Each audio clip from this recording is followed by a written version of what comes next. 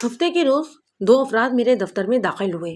وہ اپنے حلیے سے خالص پٹھان نظر آتے تھے، مگر ان کے معاشرتی مقام میں زمین آسمان کا فرق تھا۔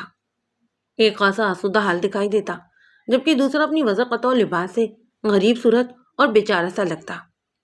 ٹھیک ٹھاک خان صاحب کو دیکھ کر مجھے عجیب سا لگا، مگر فوری طور پر مجھے اندازہ نہ ہوا کہ ایسی کون سی عجیب بات اس میں تھی جس نے مجھے چونکا دیا تھا۔ میں نے پیشہ ورانہ مسکراہٹ سے ان کا استقبال کیا اور انہیں بیٹھنے کے لیے کہا۔ رسمی سلام دعا کے بعد میں نے ان کی آمد کا مقصد پوچھا۔ میں نے کہا، جی فرمائیے، میں آپ کی کیا خدمت کر سکتا ہوں؟ اپنے پہناوے سے متمول نظر آنے والے خان صاحب نے کہا، آپ نے مجھے پہچانا نہیں وکیل صاحب؟ میں نے اس بات ذرا اسے غور سے دیکھا، مگر کوشش کے باوجود مجھے یاد نہ آ سکا کہ میں پہلے بھی کبھی اس سے مل چکا ہوں۔ میں نے معذرت خانہ انداز میں کہا، سوری، میں واقعی آپ کو نہیں پہچان سکا۔ اگر زحمت نہ ہو تو خود ہی تعارف کروا دیں۔ آپ کیسے وکیل صاحب ہو؟ ابھی 1 سال پہلے ہی ہمارا ملاقات ہوا تھا اور آپ بھول بھی گیا۔ ہم اسی دوپہر میں آیا تھا اور ایک جوڑے والا بیگم صاحب تو بھی ساتھ تھا، وہی جس نے ساڑی واڑی باندھ رکھا تھا اور اس کی انگلیوں میں بہت سارا ہیرے کا انگوٹھی بھی تھا، جگ جگ کرتا ہوا۔ کچھ یاد آیا وکیل صاحب؟ اپنی بات ختم کرتے ہی وہ آنکھیں سکیڑ کر مجھے تکنے لگا۔ میں نے اس کی طولانی تعارفی کوشش کو نظر انداز کرتے سوال کیا، آپ کا نام کیا ہے اور آپ 1 سال قبل کس سلسلے میں مجھ سے ملنے آئے تھے؟ بہت افسوس کا بات ہے وکیل صاحب، وہ اپنی ران پر ہاتھ مارتے ہوئے گردن کو دائیں بائیں حرکت دے کر بولا، آپ کو ہمارا نام بھی یاد نہیں رہا؟ ہم ادھر آپ کے پاس اپنی جگری یار حیدر علی کا کیس لے کر آیا تھا۔ میں نے بھی اس کی باتوں میں دلچسپی لیتے ہوئے پوچھا، کیس کیا تھا؟ اس دوران میں مسکین صورت خان صاحب نے ایک لفظ بھی بول کر نہیں دیا تھا۔ وہ جوشیلے انداز میں بولا، پہلے ہم آپ کو اپنا نام بتائے گا، ہمارا نام سن کر سارا معاملہ آپ کی سمجھ میں آ جائے گا۔ ایک لمحے کے توقف کے بعد اس نے اپنا نام بتایا، ہمارا نام اول خان ہے۔ پھر وہ ایسی نظروں سے مجھے دیکھنے لگا جیسے میں ابھی اٹھ کر اس سے بغل گیل ہو جاؤں گا۔ اول خان کا نام سن کر مجھے یہ محسوس ہوا کہ میں پہلے بھی اس نام کے شخص سے مل چکا ہوں، شاید اس لیے اس کے دفتر میں داخل ہوتے ہی مجھے کچھ عجیب سا لگا تھا، لیکن باوجود کوشش کے مجھے یاد نہ آ سکا کہ وہ کیوں میرے پاس آیا تھا۔ اس لیے میں نے ایک مرتبہ پھر اسے یہ سوال کیا۔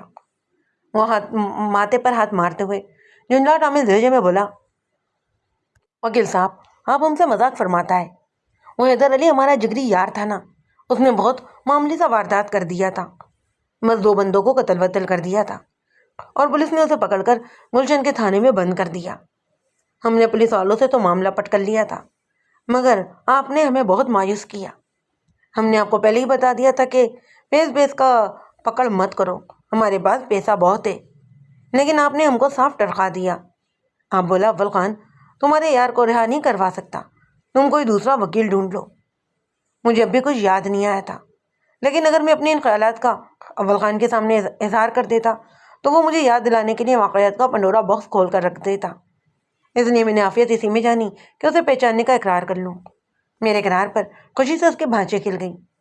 پھر وہ ذرا نارمل ہوا تو میں نے اس کی آمد کی وجہ پوچھی۔ وہ کہنے لگا، وکیل صاحب اس بار بالکل جائز کیس ہم آپ کے پاس لے کر آیا ہے۔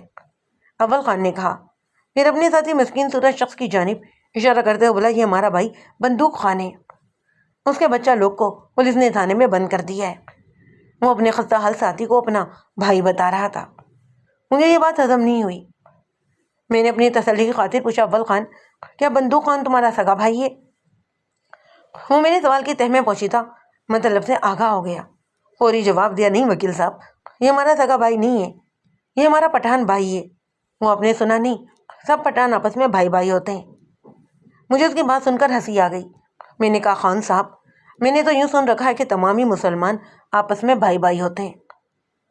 او وکیل صاحب آپ بھی بال کا کھال نکالتا ہے، ہمارا مطلب وہی تھا۔ محاورے کے استعمال نے مجھے ایک مرتبہ پھر ہنسنے پر مجبور کر دیا۔ تاہم میں نے جلدی اپنی کیفیت پر قابو پا لیا اور براہ راست اس سے سوال کیا۔ میں نے اس مرتبہ بندوق خان کو مخاطب کرتے ہوئے پوچھا، بندوق خان پولیس نے تمہارے بچے کو کیوں پکڑ کر رکھا ہے؟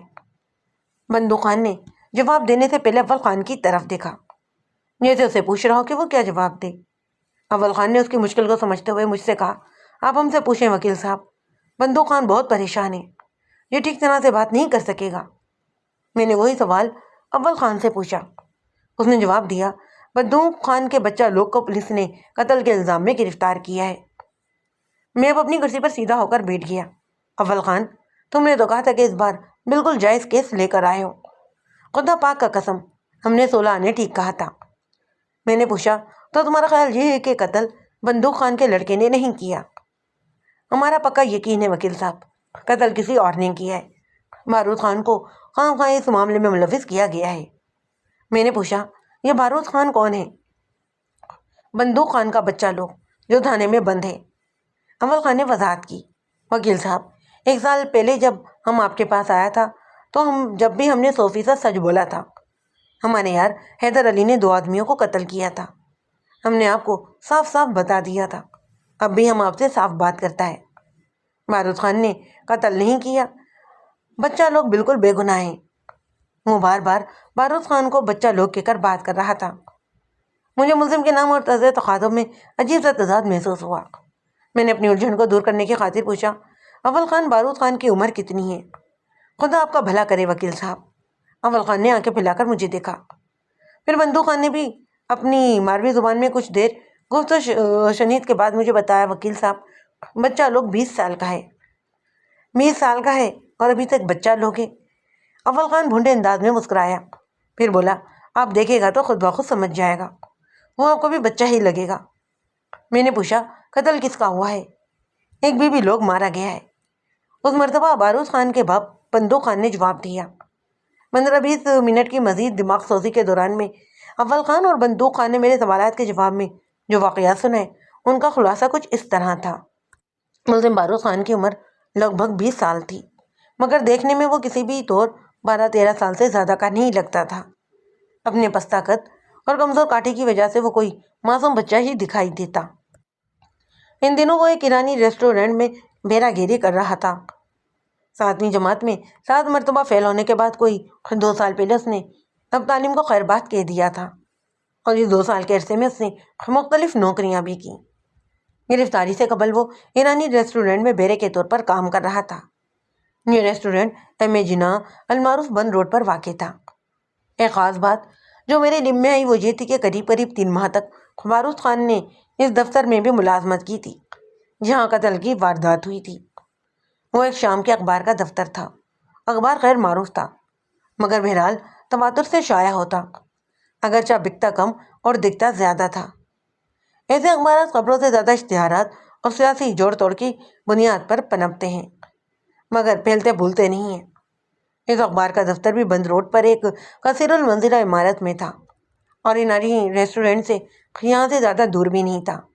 اخبار کا دفتر عمارت کے 3rd فلور پر تھا۔ مقتولہ ایک عیسائی لڑکی تھی، اس کا نام فلوری اور عمر بیش 25 سال تھی۔ وہ اسی اخبار کے دفتر میں ملازم تھی۔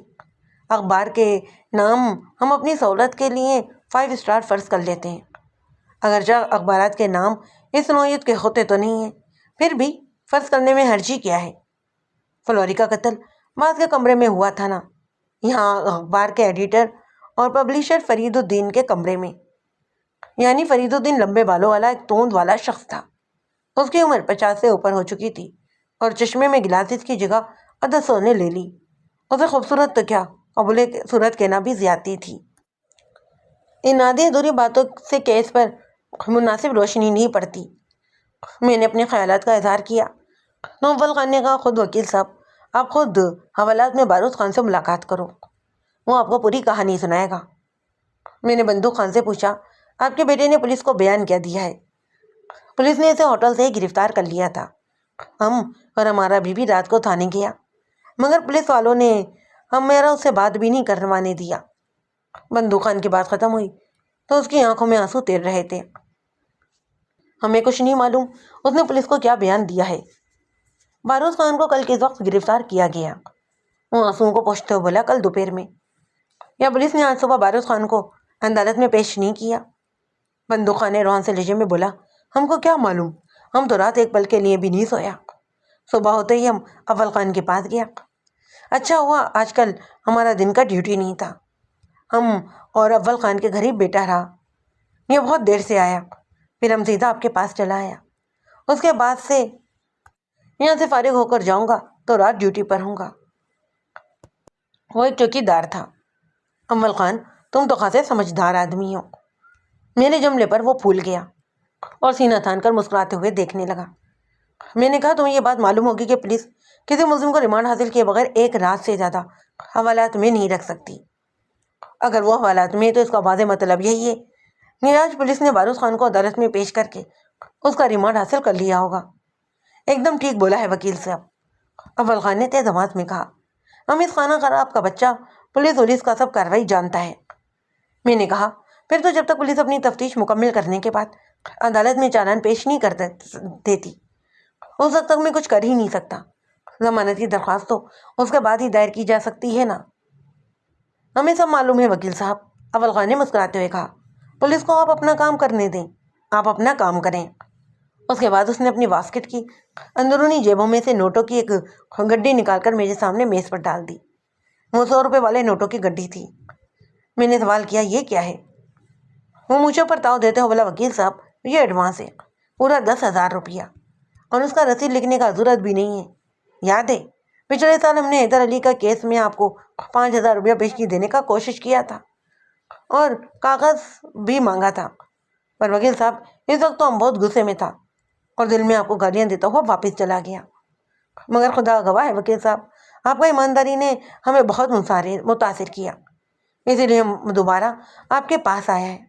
اب جلدی سے بارود خان کا کیس لڑنے کی تیاری کریں، اگر پیسہ کم ہو تو ہم بعد میں اور بھی دے دے گا۔ میں نے کہا اول خان، اس کیس کی بہت سی باتیں بھی وضاحت طلب ہیں، جب تک میری تسلی نہ ہو جائے اس وقت تک میں کوئی کیس اپنے ہاتھ میں نہیں لیتا۔ کیسا تسلی وکیل صاحب؟ اس نے سوالیہ نظر سے مجھے دیکھا۔ ہم نے بول تو دیا ہے، اب بعد میں ہم پیسہ دے دے گا، پکڑ کا کوئی بات نہیں ہے، ہم آپ کو خوش کر دے گا، فیس تو میں آپ سے پوری وصول کروں گا۔ مگر تسلی سے میری مراد کچھ اور تھی۔ کیا مراد تھا آپ کا؟ میں نے ٹھوس لہجے میں کہا، جب تک مجھے یہ یقین نہ ہو جائے کہ بارود خان بے گناہ ہے میں کوئی پیش رفت نہیں کروں گا۔ او یار، ایک تو تم بہت مشکل الفاظ بولتا ہے اور حوالات میں جا کر اپنا تسلی وسلی کرو نا۔ بچہ لوگ آپ کو اپنی بے گناہی کا پوری کہانی سنائے گا۔ اپنی بات ختم کرتے ہی وہ اٹھ کر کھڑا ہو گیا۔ اب ہم کو اجازت دو وکیل صاحب، ہم کو بہت ضروری کام سے جانا ہے اور ہم آتا جاتا رہے گا۔ میرے سوال پر اس نے مجھے تھانے کا نام بتا دیا جہاں بارود خان بند تھا۔ میں نے گفتگو کو سمیٹتے ہوئے کہا، ٹھیک ہے، میں واپسی پر متعلقہ تھانے سے ہوتا ہوا جاؤں گا۔ آپ لوگ کل پھر اسی وقت، او سوری، میں نے ٹیبل کیلنڈر پر نگاہ ڈالتے ہوئے معذرت کی، کل تو اتوار ہے، آپ پیر کے روز اسی وقت میرے پاس آ جائیں، میری تفصیلی بات ہو جائے گی۔ وہ دونوں ہی میرا شکریہ ادا کرتے ہوئے وہاں سے رخصت ہو گئے۔ یہ تھانہ میرے راستے میں ہی پڑتا تھا۔ میں نے اپنی سیکرٹری شری کو صحیح منزل پر ڈراپ کیا اور گاڑی کا رخ متعلقہ تھانے کی جانب موڑ دیا۔ تھانوں کے انچارج عام طور پر اس وقت تھانے میں کم ہی ملتے ہیں۔ میں نے ایس ایچ او کے کمرے میں جھانک کر دیکھا، حسب توقع اس کی سیٹ خالی تھی۔ ایک دوسرے کمرے میں چند پولیس اہلکار موجود تھے، انہیں میں ایک سب انسپیکٹر بھی تھا۔ میں نے اس کے پاس جا کر اپنا مدعا بیان کیا۔ میں حوالاتی بارود خان سے ملنا چاہتا ہوں۔ ایسا نے سراپا میرا جائزہ لیا، پھر سوال کیا، آپ کی تعریف؟ میرا نام مرزا امجد بیگ ایڈوکیٹ ہے، میں نے بتایا۔ میں ملزم بارود خان کا وکیل ہوں۔ اوہ، تو آپ وکیل صاحب ہیں، اس نے جزائیہ لہجے میں کہا۔ آپ کی اطلاع کے لیے عرض ہے کہ ملزم عدالت ریمانڈ پر ہے، آپ 4 روز بعد عدالت میں اس سے ملاقات کر سکتے ہیں۔ میں یہ بات جانتا تھا کہ قتل کا ملزم ریمانڈ پر ہو تو تھانے والے چالان پیش کرنے سے پہلے کسی کو اس کی ہوا بھی نہیں لگنے دیتے، اور خاص طور پر وکیلوں سے تو وہ بہت بھدکتے ہیں۔ اس قسم کی صورتحال میں ہمیں ذرا خیر پیر سے کام لینا پڑتا ہے۔ ملزم سے ملاقات کی اجازت نہ دینے کی سب سے بڑی وجہ اور خدشہ بھی یہی ہوتا ہے کہ وہ وکیل کے سامنے ان کے تشدد اور مطالبات کی پلی کھول کر رکھ دے گا، مگر ظاہر وہ یہ کرتے ہیں کہ اس قسم کی ملاقاتوں سے تفتیش متاثر ہوتی ہے۔ میں نے پنجرہ بدلتے ہوئے کہا، مجھے ملزم سے کوئی لمبی چوڑی گفتگو نہیں کرنا ہے، بس وکالت نامے پر اس کے سائن لینے ہیں۔ وہ میرے داؤں میں آ گیا، روکے پیکے لہجے میں بولا، انچارج صاحب کی اجازت نہیں ہے جناب۔ میں نے کہا، وہ تو اس کمرے میں ہی نہیں ہے، بس تو پھر آپ باہر بینچ پر بیٹھ کر انتظار کریں۔ وہ اقتحاط آمیز لہجے میں بولا، انچارج صاحب کی اجازت کے بغیر کسی کو حوالاتی سے میں نہیں ملا سکتا۔ میں نے تب کا پتہ پھینکا۔ میں نے کہیں پڑھا تھا کہ دنیا میں کوئی بھی کام ناممکن نہیں، اس حوالے سے تو بارود خان سے ملاقات کی کوئی راہ نکل ہی سکتی ہے۔ کیا آپ نے کسی قانون کی کتاب میں یہ فلسفہ پڑھا ہے؟ اس کے لہجے میں طنز تھا۔ میں نے خفیف سی مسکراہٹ ہونٹوں پر سجاتے ہوئے کہا، وہ قانون کی ہی کتاب ہے۔ پھر تو آپ کو یہ بات بھی معلوم ہوگی کہ آپ کون سی دفعہ کے تحت کس حوالات سے ملنے کا حق رکھتے ہیں۔ اس کا انداز تمسخر اڑانے والا تھا۔ میں نے بدستور مسکراتے جواب دیا، جی ہاں معلوم ہے، دفعہ 100 PC۔ جی؟ اس کی آنکھیں حیرت سے پھیل گئیں۔ یہ کیا کہہ رہے ہیں آپ؟ قانون کے بارے میں تو میں نے بھی بہت کچھ پڑھ رکھا ہے، پر PPC کی دفعہ 100 تو… میں نے ہاتھ کے اشارے سے اسے مزید بولنے سے روک دیا اور پھر ایک آنکھ دبا کر معنی خیز انداز میں اس کی طرف دیکھا اور دائیں ہاتھ کے انگوٹھے کو شہادت کے ساتھ رگڑ کر اوپر کو اچھال دیا۔ اس کے چہرے پر خوشگوار تاثرات نمودار ہوئے۔ یعنی قائد اعظم زندہ باد! میں نے ہمیں سر ہلایا۔ اس نے پوچھا، ذرا PPC کی وضاحت تو کریں۔ یہ بات تو طے ہے کہ آپ کی مراد ہرگز پاکستان پینل کوڈ تعزیت پاکستان سے نہیں ہے۔ میں نے کہا، آپ کا اندازہ درست ہے۔ PP سے میری مراد پبلک پرائیویٹ کمیشن ہے۔ اس نے ایک بلند اور احق کہا لگایا۔ آپ مذاق بہت اچھا کرتے ہیں۔ میں نے اپنی جیب میں پرس ٹٹولتے ہوئے کہا، یہ مذاق نہیں ہے، قائد اعظم صاحب، بہت سے مسائل کا حل ہوتے ہیں۔ ایسا جلدی تو بولا، ٹھیک ہے، دین محمد آپ کے ساتھ جا رہا ہے، مجھے آپ پر پورا بھروسہ ہے۔ پھر اس نے آواز دے کر پولیس اہلکار کو بلایا اور حکم دیا، دین محمد، وکیل صاحب کو بچہ جمہورہ کے پاس لے جاؤ۔ جناب، وہی جو آدھا زمین کے اندر ہے؟ دین محمد نے کانسٹیبل سے پوچھا۔ اور جو آدھا باہر ہے، بس اتنا ہی نظر آتا ہے۔ ایسا ہی نے کہا، ہاں وہی۔ اور وکیل صاحب جو بھی پیغام دیں وہ لے کر فوری طور پر میرے پاس آ جاؤ۔ میں دین محمد کے ساتھ حوالات چلا گیا۔ راستے میں اسے میں نے 100 روپے کا ایک سرخ نوٹ تھماتے ہوئے کہا، جلدی واپس آنے کی کوشش نہ کرنا۔ پھر میں نے 20 روپے اس کی ہتھیلی پر رکھتے ہوئے کہا، بچوں کے لیے ربڑی کھیر وغیرہ لے جانا، وہ خوش ہو جائیں گے۔ بارود خان کو دیکھ کر میں چونک اٹھا۔ وہ واقعی 11-12 سال سے زیادہ کا دکھائی نہیں دیتا تھا۔ اس کے چہرے پر معصومیت کھیل رہی تھی، وہ بچہ جسے کسی اسکول کا طالب علم ہونا چاہیے تھا۔ اس وقت حوالات کے ننگے فرش پر اکڑو بیٹھا ہوا تھا۔ اس کے چہرے پر غیر معمولی چیزیں اس کی آنکھیں تھیں۔ وہ اپنے چہرے کو حرکت دیے بغیر چاروں ہی جانب دیکھنے کی صلاحیت رکھتا تھا۔ اس بات سے صاف ظاہر ہوتا ہے کہ وہ ایک چالاک اور ہوشیار لڑکا تھا۔ شکل و صورت کے اعتبار سے وہ ایک دبلا پتلا قابل صورت لڑکا تھا، ورنہ پٹھان بچے عام طور پر خوبصورت ہوا کرتے ہیں۔ میں نے اپنا تعارف کرواتے ہوئے کہا، میرا نام مرزا امجد بیگ ہے، میں ایک وکیل ہوں۔ تمہارا باپ دن میں میرے پاس آیا تھا، اس کے ساتھ ایک اور آدمی اول خان بھی تھا۔ اس کی زبانی مجھے تمہارے حالات کا علم ہوا ہے، مگر یہ معلومات ناکافی ہیں۔ اگر تم چاہتے ہو کہ میں تمہیں باعزت بری کرواؤں تو سبھی کچھ مجھے سچ سچ بتا دو۔ ہم آپ کو سب کچھ سچ سچ بتا دے گا، پہلے ہمارا ضمانت کا بندوبست کرو۔ اس کے لہجے کی بے خوفی مجھے حیران کر رہی تھی۔ ایک حوالاتی اور نو عمر حوالاتی اتنی بہادری کا مظاہرہ نہیں کر سکتا۔ میں نے کہا، پولیس نے تمہارا 7 روز کا عدالتی ریمانڈ لے رکھا ہے۔ یہ 7 دن تو تمہیں حوالات میں گزارنے ہی ہوں گے۔ جب پولیس تمہیں عدالت میں پیش کرے گی تو میں تمہاری ضمانت کروانے کی کوشش کروں گا۔ بس تو پھر آپ عدالت میں ہی آ کر ہم سے ملیں، ابھی کیا فائدہ؟ میں نے نرم لہجے میں کہا، بارود خان، جب تک تم مجھے حالات کی حقیقت سے آگاہ نہیں کرو گے نا، اس وقت تک میں تمہارے لیے کچھ بھی نہیں کر سکوں گا۔ میں تمہارا وکیل ہوں، مجھ سے کچھ مت چھپاؤ، ایک ایک بات تفصیل سے بتاؤ، میں تمہاری مدد کرنا چاہتا ہوں۔ وہ خلاؤ میں گم ہوتے ہوئے بولا، اب کیا فائدہ؟ جب فلور ہی نہیں رہا تو؟ اس کی آواز بہت دور سے آ رہی تھی۔ چند لمحے خاموش رہنے کے بعد اس کے چہرے پر جان آمیز تاثرات ابھرے۔ پھر وہ لرزیدہ آواز میں بولا، ہم نہیں چھوڑے گا، اس موٹے سور کو نہیں چھوڑے گا۔ پھر وہ خالی خالی نظر سے مجھے دیکھنے لگا۔ مجھے یوں محسوس ہوا جیسے اسے فاختہ ہو گیا ہو، شاید وہ میرے آر پار دیکھ رہا ہو۔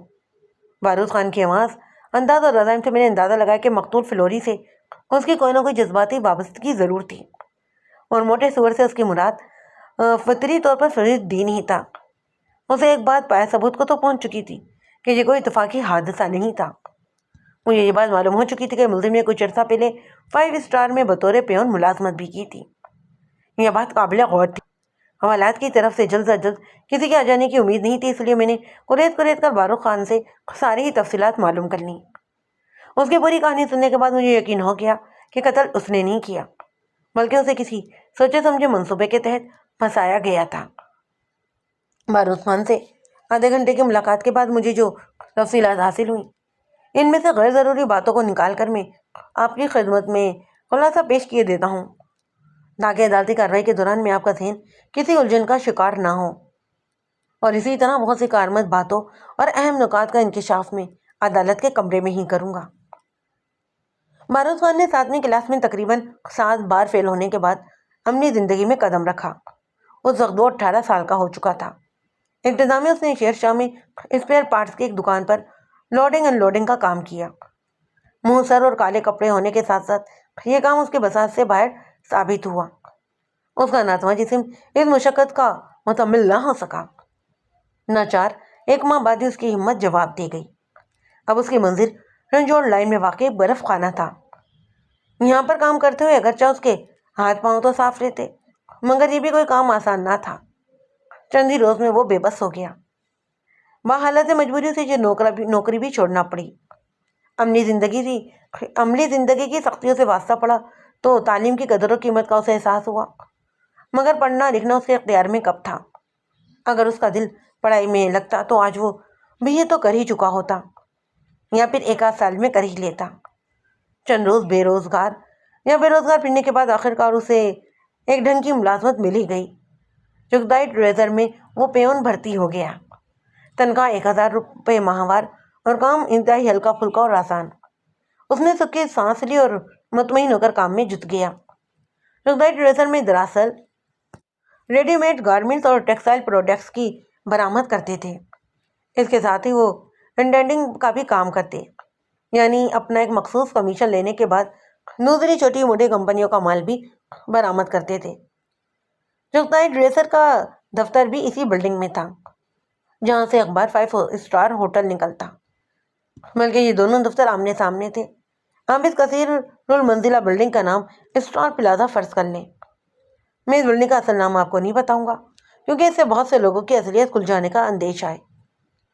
اسٹار پلازا یونانی طرز کی بلڈنگ تھی، یعنی ہر فلور پر کمروں کے آگے بالکونی موجود تھی۔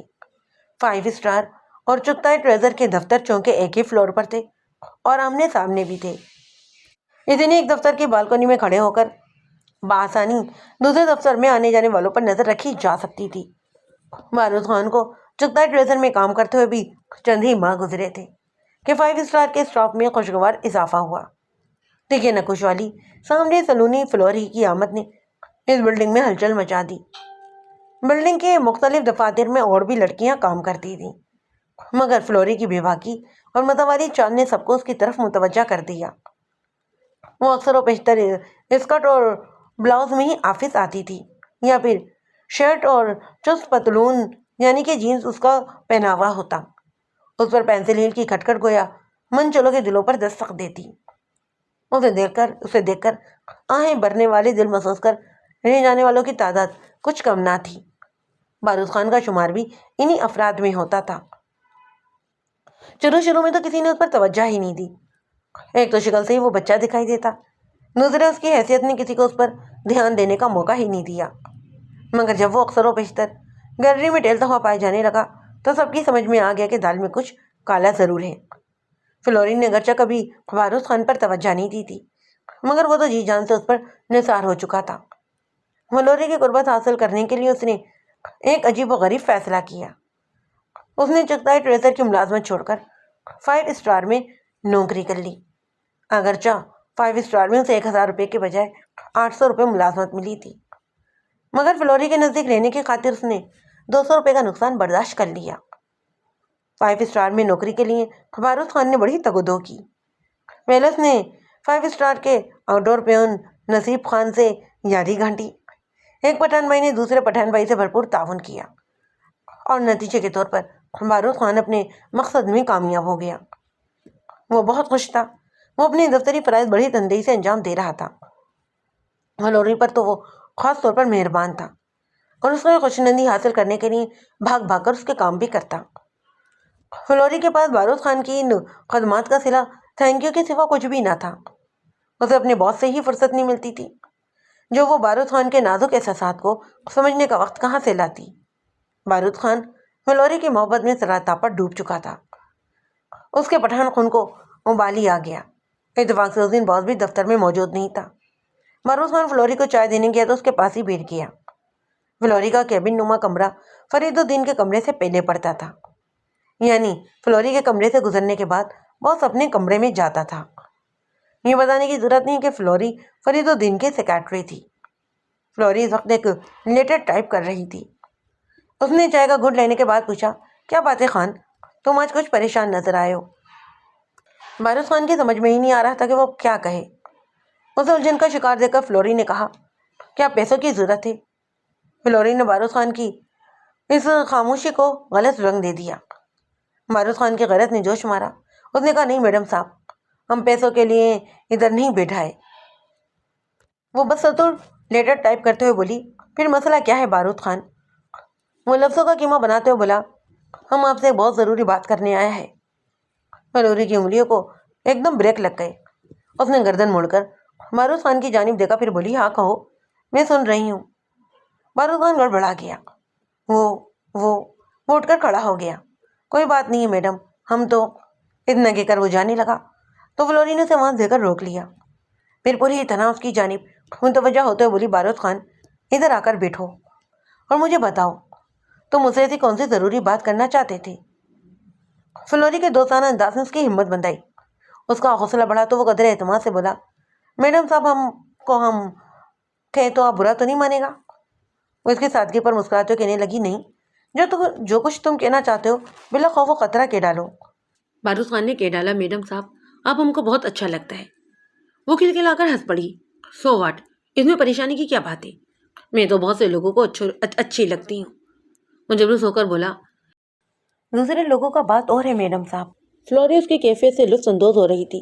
उसने बारूद खान की जानिब उंगली से इशारा करते हुए कहा, अच्छा ये बताओ, मैं तुम्हें अच्छी क्यों लगती हूँ? वो थूक कर निकल कर बोला, हमारा बात मुख्तलिफ है मैडम साहब।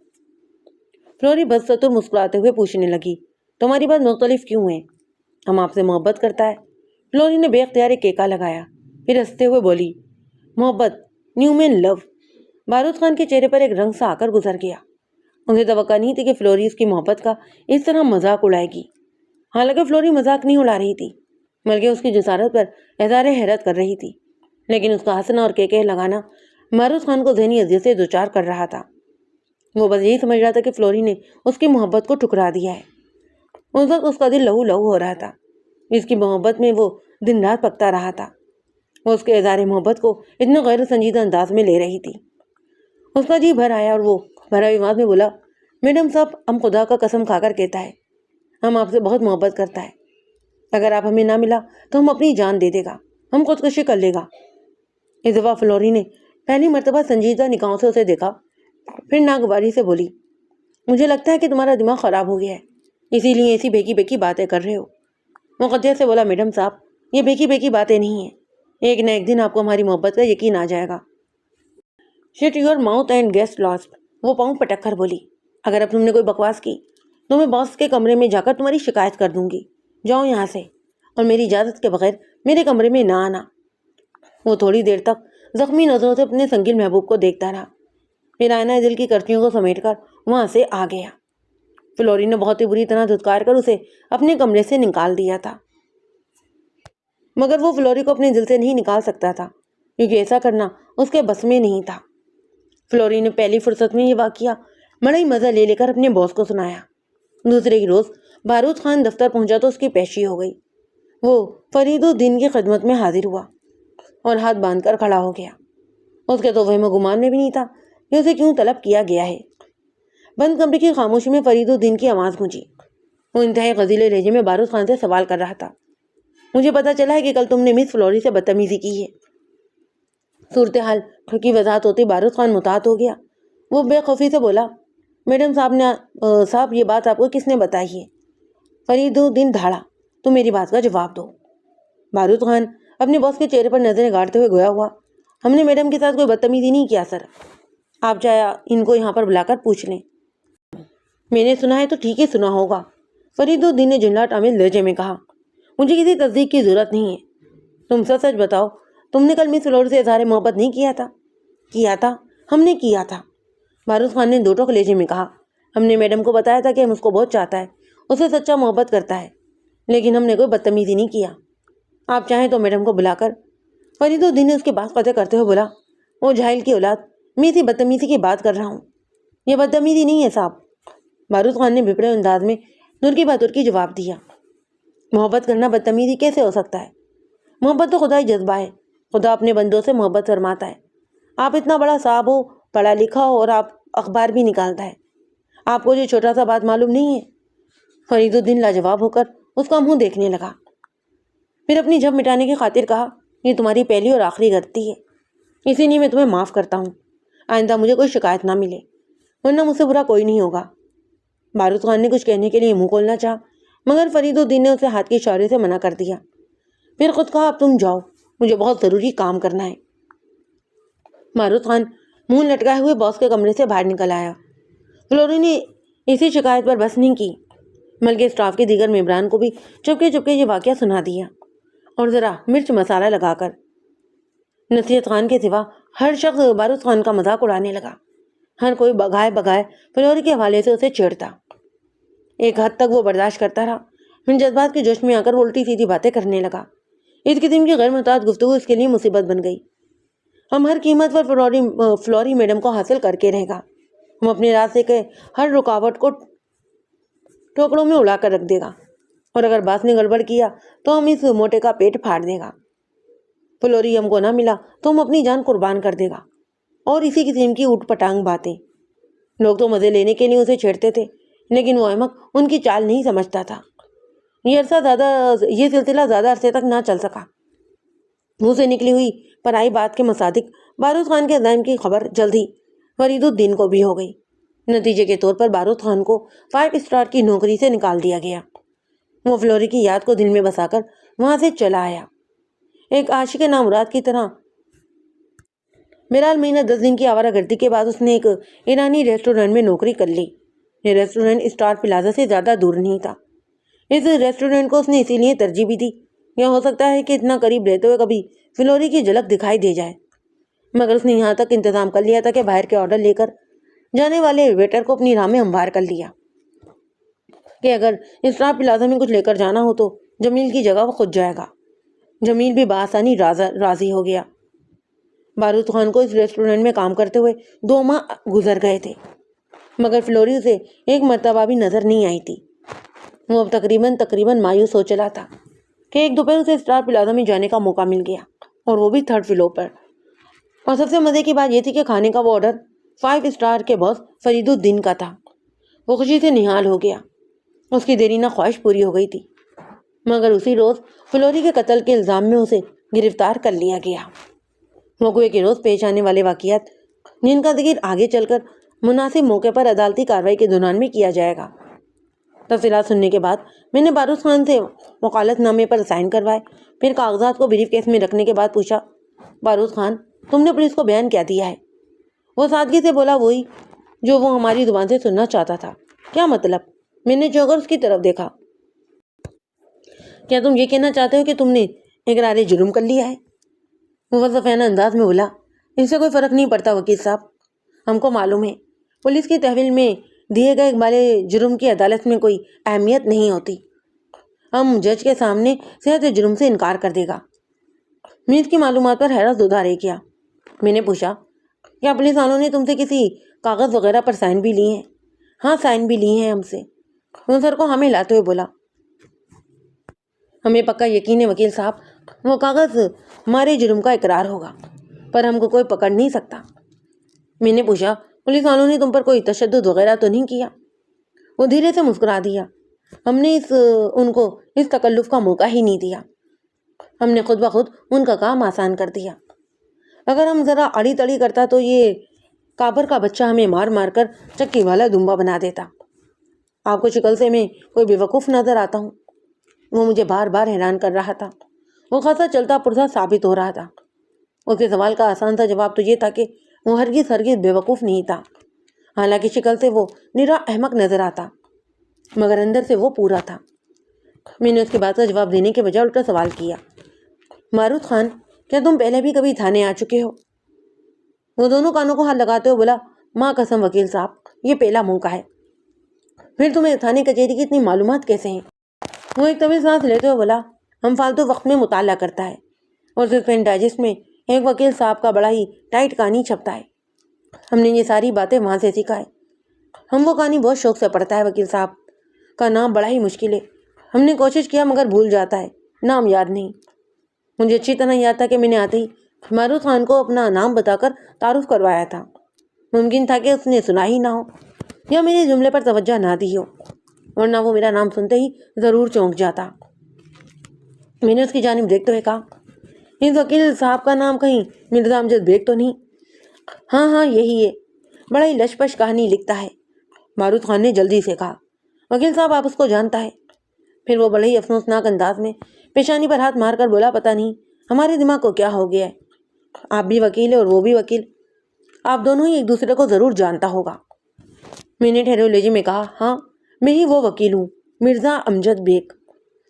غور مسرت سے اس کی آنکھیں چمک اٹھیں۔ وہ جذبات میں بھیگی ہوئی آواز میں بولا، ہمارا قسمت جاگ گیا ہے صاحب، اب ہم کو یقین ہے کہ ہم بری ہو جائے گا۔ ماں قسم اس وقت ہمارا دل چاہتا ہے کہ ادھر حوالات میں ہم خوشی سے ناشتہ پھرے۔ پھر اس سے پہلے کہ وہ اپنے نیک جذبات کو عملی جامہ پہنانے کی کوشش کرتا، میں نے اسے ٹوک دیا۔ میں نے کہا، بارود خان اپنی جذبات کو کنٹرول میں رکھو۔ میں نے تقدیر لہجے میں کہا، یہ تھانہ ہے، جب تم باعزت بری ہو جاؤ گے تو دل کھول کر گلی گلی ناچ کا مظاہرہ کرنا۔ میری بات اس کی سمجھ میں آ گئی اور وہ فوری طور پر شانت ہو گیا۔ میں اسے تسلی دینے کے بعد وہاں سے چلا آیا۔ پیر کے روز حسب وعدہ وقت مقررہ پر اول خان اور بندوق خان میرے دفتر میں موجود تھے۔ میں نے انہیں خوشخبری سناتے ہوئے کہا، بندوق خان، میں نے تمہارے بیٹے کا کیس لڑنے کا فیصلہ کر لیا ہے۔ بندوق خان نے دونوں ہی ہاتھ دعائیں انداز میں اٹھاتے ہوئے کہا، اللہ آپ کا بھلا کرے وکیل صاحب۔ میں نے اول خان سے کہا، اس سلسلے میں مجھے آپ کے تعاون کی سخت ضرورت ہے۔ ہم ہر طرح کا تعاون کرے گا، آپ جو بولے گا ہم وہی کرے گا۔ میں نے کہا، پہلی بات تو یہ ہے کہ بارود خان کی ضمانت کے لیے رقم کا بندوبست کرنا ہوگا۔ رقم وقم کا فکر نہ کریں وکیل صاحب، اول خان نے سینے پر ہاتھ مارتے ہوئے کہا، ہم کرے گا انتظام، بولو کتنا رقم چاہیے۔ میں نے اسے ایک مناسب فکر بتا دی، پھر اپنی بات کو جاری رکھتے ہوئے کہا، اس کے علاوہ مجھے اور بھی بہت سی معلومات درکار ہیں۔ آپ کو تھوڑی سی محنت تو کرنا پڑے گی، لیکن اس سے کیس میں مدد بہت ملے گی۔ ہم سب کو مل جل کر مختلف معاہدوں پر لڑنا ہوگا۔ میں عدالت اور قانون کو دیکھوں گا اور آپ اس دوران میں میری مطلوبہ معلومات اکٹھی کریں گے۔ وہ بڑی ہی توجہ سے میری بات سن رہا تھا اور ساتھ ساتھ انداز میں اپنا سر بھی ہلاتا جا رہا تھا۔ میں نے اسے فرید الدین مقتولہ فلوری اور 5 اسٹار کے آؤٹ ڈور کلرک نصیب خان کے بارے میں خصوصی معلومات جمع کرنے کی ہدایت کی، بلکہ اپنی بات کی وضاحت کرتے ہوئے اسے یہ بھی بتا دیا کہ مجھے کس نوعیت کی معلومات درکار ہیں۔ یہ ہدایت میں نے بارود خان کی فراہم کردہ اطلاعات کی بنا پر دی تھی۔ اپنی بات ختم کرنے کے بعد میں نے تاکید کی، مگر یہ سب کچھ بہت جلد ہو جانا چاہیے۔ پولیس کے چالان پیش کرنے سے پہلے ہمیں اپنی پوزیشن کو مضبوط بنانا ہے۔ اول خان مجھ سے وعدہ کر کے رخصت ہو گیا۔ 2 روز بعد وہ میرے پاس آیا اور میری توقع سے کہیں زیادہ اہم اطلاع لے کر آیا۔ میں نے اسے تسلی دی کہ فکر کی کوئی بات ہی نہیں، اللہ نے چاہا تو کامیابی ہمارے قدم چومے گی۔ اس نے میرا شکریہ ادا کیا اور رخصت ہو گیا۔ اس کے جانے کے بعد میں کیس کی ابتدائی تیاری میں مصروف ہو گیا۔ پولیس نے ریمانڈ کی مدت پوری ہونے کے بعد چالان پیش کر دیا تھا۔ پولیس رپورٹ میں واضح طور پر یہ بات درج تھی کہ ملزم اپنے جرم کا اقرار کر چکا ہے اور اس نے اس بات کی بھی تصدیق کر دی ہے کہ جس پستول سے قتل کی یہ واردات ہوئی ہے وہ اسی کی ملکیت تھا۔ وجہ قتل انتقام کو بتایا گیا۔ کچھ عرصہ قبل مقتول فلوری نے ملزم بارود خان کو بہت بری طرح بے عزت کیا تھا، بلکہ اسے نوکری سے بھی نکلوا دیا تھا۔ ملزم انتقام لینے کے لیے موقع کا انتظار کرتا رہا اور پھر موقع ملتے ہی اس نے فلوری کو موت کے گھاٹ اتار دیا۔ پولیس نے واردات کا جو نقشہ بیان کیا تھا وہ کچھ اس طرح سے تھا۔ ملزم انتقام کی آگ میں جل رہا تھا، وہ ہر وقت اپنے پاس ایک بھرا ہوا پستول رکھتا۔ وقوع کے روز اسے انتقامی کارروائی کا بڑا ہی مناسب موقع مل گیا۔ وہ کھانے کی ٹرے پستول میں رکھ کر 5 اسٹار کے دفتر میں پہنچ گیا۔ دوپہر کے وقت عام طور پر دفتر میں بہت کم اسٹاف ہوتا تھا۔ وہ شام کا اخبار تھا جہاں صبح سویرے کا آغاز ہوا تھا اور کاپی پریس میں جانے کے بعد 1-2 اہم افراد کے سوا باقی سارا اسٹاف چھٹی کر جاتا، اور یہ معلومات ملزم بخوبی جانتا تھا کیونکہ وہ اس دفتر میں کام کر چکا تھا۔ ملزم حسب پروگرام کھانے کی ٹرے لے کر فرید الدین کے دفتر میں پہنچ گیا۔ اسے اس بات پر حیرت ہوئی کہ دفتر میں اس وقت فلوری کے سوا کوئی بھی نہیں تھا۔ فلوری صوفے پر نیم دراز تھی۔ اس سے اچھا موقع اسے پھر کبھی مل ہی نہیں سکتا تھا۔ اس نے فوری طور پر ٹرے سے پستول نکالا، اس سے پہلے کہ وہ ٹرے کو میز پر رکھ بھی چکا تھا، اور اس سے قبل کہ فلوری صورتحال کی سنگینی کو سمجھ پاتی۔ ملزم نے ایک کے بعد دیگر 2 فائر کیے۔ گولیاں فلوری کے سینے میں لگیں۔ اس کے وجود کو جو 2 جھٹکے لگے اور وہ وہیں پر ٹھنڈی ہو گئی۔ اس کام سے فارغ ہونے کے بعد بارود خان نے پستول کو وہیں پر پھینکا اور میز پر سے فرید الدین کی new brand West End watch گھڑی اٹھا کر رفو چکر ہو گیا۔ جس وقت ملزم نے فائرنگ کی، اس وقت فرید الدین اٹیچ باتھ روم میں ہاتھ منہ دھو رہا تھا۔ فائرنگ کی آواز سن کر وہ باہر کو لپکا، مگر اسی انتظار میں ملزم اپنا کام کر کے وہاں سے 9 تو 11 ہو چکا تھا۔ میز پر رکھی کھانے کی ٹرے دیکھ کر فرید الدین سمجھ گیا کہ یہ سب کیا ذرا کھانے لانے والے لڑکے کا ہی ہو سکتا ہے۔ پھر اس نے میز پر سے اپنی گھڑی کو بھی غائب پایا۔ اس کے بعد ہی اس نے قریبی پولیس اسٹیشن فون کر کے اس واردات کی اطلاع دے دی۔ پولیس کی کچھ دیر بعد ہی موقع واردات پر موجود تھی۔ پھر فرید الدین کی رہنمائی میں پولیس نے اس ایرانی ہوٹل میں چھاپا مار کر ملزم بارود خان کو گرفتار کر لیا۔ اس کے پاس سے فرید الدین کی ویسٹ اینڈ واچ بھی برآمد ہو گئی۔ پولیس اسے اپنے ساتھ لے کر گئی تھی۔ پولیس رپورٹ جھوٹ گوئی کا پلندہ تھی۔ بارود خان کی زبانی مجھے جو واقعات معلوم ہوئے تھے وہ اس سے یکسر مختلف تھے۔ ایک بات شاید میں آپ کو بتانا بھول گیا ہوں۔ پوسٹ مارٹم کی رپورٹ کے مطابق مقتولہ فلوری کی موت دوپہر 1 اور 2 بجے کے درمیان واقع ہوئی۔ اس کے جسم پر گولیوں کے 2 نشانات پائے گئے۔ ایک گولی دل میں پیوست ہوئی اور دوسری گولی نے ایک پھیپھڑے کو چیر ڈالا تھا۔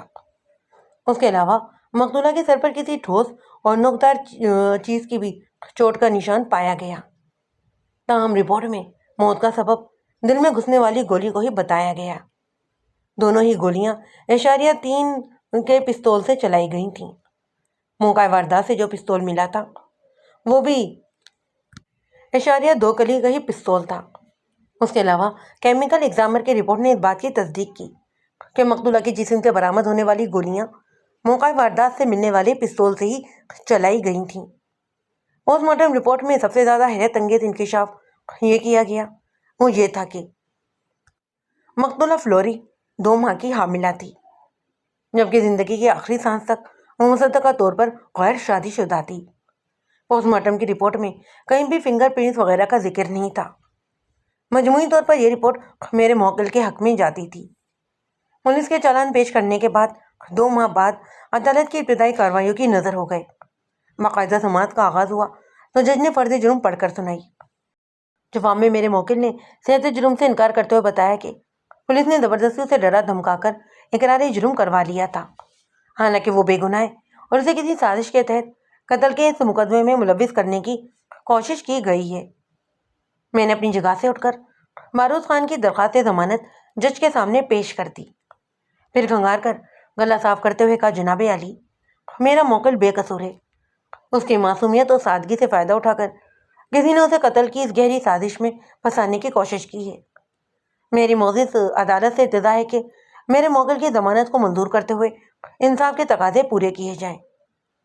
وکیل تقاضا نے تیز آواز میں کہا، یور آنر، ملزم کی ضمانت منظور کرنا انصاف کے منافی ہوگا۔ اس نے ایک سنگین جرم کا ارتکاب کیا ہے اور پولیس کی تحویل میں اس نے اپنے جرم کا اقبال بھی کر لیا ہے۔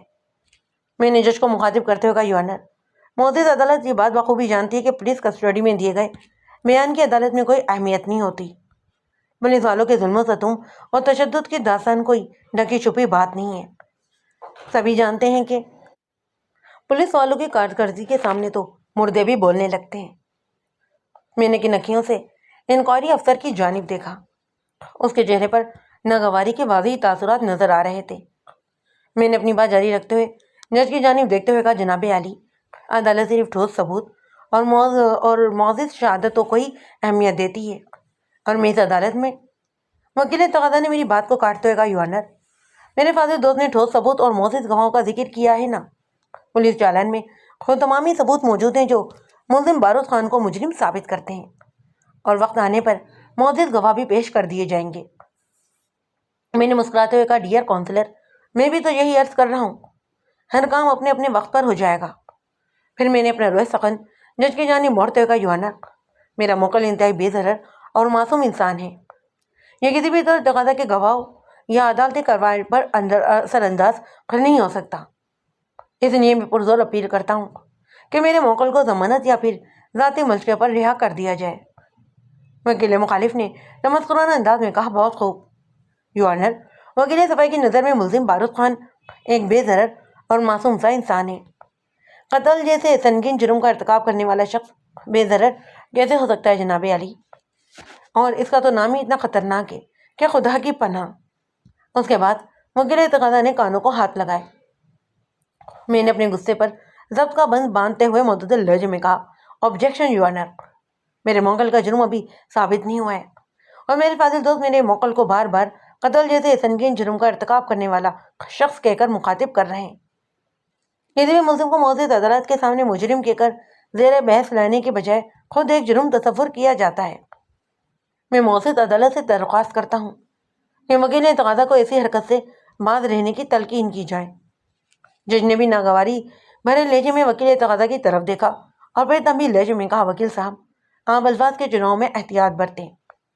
ایک بات اور جناب علی، میں نے دوبارہ جج کو مخاطب کیا، میرے فاضل دوست سے پوچھا جائے کہ انہوں نے میرے موکل کے نام کے حوالے سے اپنے کانوں کو ہاتھ کیوں لگائے ہیں.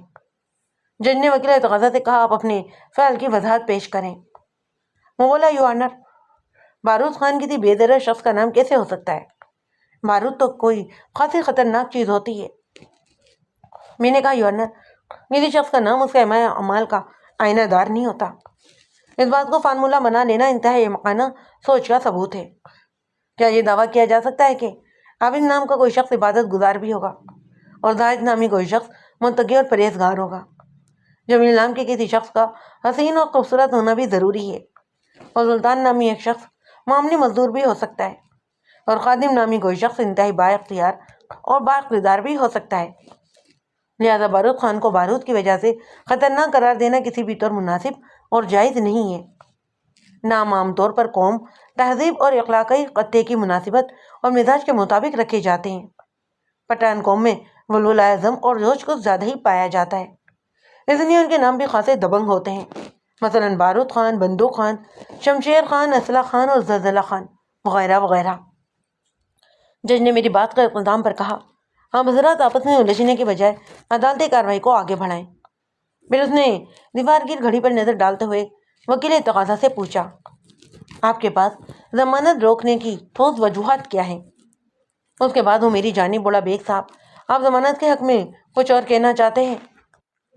وکیل تقاضا کے جواب دینے سے پہلے ہی میں بول اٹھا. میں نے کہا، جناب علی، میرا موکل کی بے گناہی ثابت کرنے کے لیے میرے پاس دلائل کا ایک وسیع ذخیرہ موجود ہے، مگر میں اپنے دلائل وقت آنے پر ہی دوں گا. ابھی میری معزز عدالت سے بس اتنی سی درخواست ہے کہ میرے موکل کی ضمانت کو منظور کر لیا جائے. سر دست میں اتنا غرض ضرور کروں گا کہ میرا موکل ایک سوچی سمجھی سازش کا شکار ہوا ہے. پولیس نے دانستہ بہت سی اہم باتوں کو نظر انداز کیا ہے، اور میں اپنی بات کی سچائی کے لیے تفتیشی افسر سے کچھ سوالات بھی کرنا چاہتا ہوں، اگر معزز عدالت کی اجازت ہو تو. جج نے فیصلہ کن انداز میں مجھے اجازت دے دی. تفتیشی افسر ایک ایسا ہی تھا. جج کی اجازت کے بعد ٹھہرے میں آ کر کھڑا ہو گیا. میں نے سوالات کا آغاز کرتے ہوئے کہا، سب انسپکٹر صاحب، میں اپنی سہولت کے لیے آپ کو صرف سب انسپکٹر صاحب کے لوں تو آپ کو کوئی اعتراض تو نہیں؟ وہ بیدار کن لہجے میں بولا، مجھے کوئی اعتراض نہیں، ویسے آپ مجھے میرے نام سے بھی پکار سکتے ہیں. میرا نام رانا شوکت ہے. میں نے کہا، رانا صاحب، آپ اس کیس کے تفتیشی افسر ہیں اور پولیس نے جو چالان پیش کیا ہے اس کی جزائیات تو آپ کو ازبری ہوں گی، اس میں شک کی کوئی گنجائش نہیں ہے. میں نے پوچھا، آپ نے اپنی رپورٹ میں بتایا ہے کہ آلہ قتل وقوع پر پڑا ہوا ملا تھا اور ملزم نے اس کی ملکیت کا اعتراف بھی کیا ہے. کیا آپ کو یقین ہے کہ یہ پستول ملزم ہی کی ملکیت ہے؟ آپ خواہ سیدھی بات کو الجھانے کی کوشش کر رہے ہیں. پوسٹ مارٹم کی رپورٹ سے یہ بات ثابت ہو چکی ہے کہ قتل اسی پستول سے کیا گیا ہے، اور ملزم نے اپنے اقبالی بیان میں اس کی ملکیت کا اعتراف بھی کیا تھا، مگر عدالت میں آ کر اس نے انکار کر دیا ہے. میں نے اس کے ادھورے جملے کو مکمل کر دیا. وہ جلدی سے بولا، مجرم خود کو بچانے کے لیے اس سے بھی عجیب و غریب کہانیاں گھڑنے کے ماہر ہوتے ہیں. مجرم نہیں، ملزم، میں نے تصحیح کی. ابھی تک میرے موکل کا جرم ثابت نہیں ہوا۔ وہ کسیانی سے ہنستے ہوئے بولا، ہاں تو میرا بھی مطلب یہی تھا۔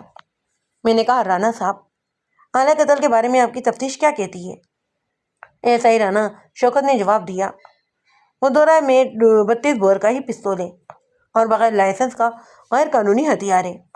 میں نے پوچھا، کیا آپ موزید عدالت کو بتائیں گے کہ ملزم نے واردات کے بعد اعلیٰ قتل کو جائے وقوع پر کیوں چھوڑا، جبکہ آپ کی رپورٹ میں اس بات پر زور دیا گیا ہے کہ قتل کی یہ واردات سوچے سمجھے منصوبے کے تحت کی گئی ہے؟ کیا کوئی سوچا سمجھا منصوبہ اتنا ناقص ہو سکتا ہے کہ منصوبہ ساز پھانسی پر لٹکنے کا انتظام خود اپنے ہی ہاتھوں کر ڈالے؟ میں نے محسوس کیا کہ تفتیشی افسر میری جرح سے بے چینی محسوس کر رہا تھا، جبکہ جج پوری توجہ سے میری ساری کارروائی سن رہا تھا۔ تفتیشی افسر نے ماتھے کا پسینہ صاف کرتے جواب دیا، مجرم سے اکثر ایسی غلطیاں ہو ہی جاتی ہیں۔ میں نے اپنی جرح کو آگے بڑھاتے ہوئے کہا، بالکل ٹھیک فرمایا ہے آپ نے، لیکن قانون اور قانون کے محافظوں سے ایسی غلطیاں نہیں ہونی چاہیے۔ پتہ نہیں وہ میری بات کو سمجھا بھی تھا یا نہیں۔ بہرحال اس نے غیر ارادی طور پر سوال کیا، آپ کن غلطیوں کا ذکر کر رہے ہیں؟ پولیس کی تفتیشی غلطیاں؟ میں سمجھا نہیں۔ وہ بہت بری طرح الجھ چکا تھا، مجھے اس کے چہرے پر اب پریشانی بھی نظر آ رہی تھی۔ میں نے ایک لفظ پر زور دیتے ہوئے کہا، تفتیشی افسر صاحب، کیا آپ عدالت کو بتائیں گے کہ اعلیٰ قتل پر سے انگلیوں کے نشانات کیوں نہیں اٹھائے گئے؟ فنگر پرنٹس، کیونکہ چالان میں تو اس کا کوئی ذکر ہی نہیں۔ واردتیہ گرفتار ہو چکا تھا اور اس نے ایک بار جرم بھی کر لیا تھا، اس لیے ہم نے فنگر پرنٹس اٹھانے کی ضرورت ہی محسوس نہیں کی۔ میں نے رانا شوکت کی آنکھوں میں دیکھتے ہوئے کہا، اپنی نالائکی کو چھپانے کے لیے بڑا ہی بوگس جواز گڑھا ہے آپ نے۔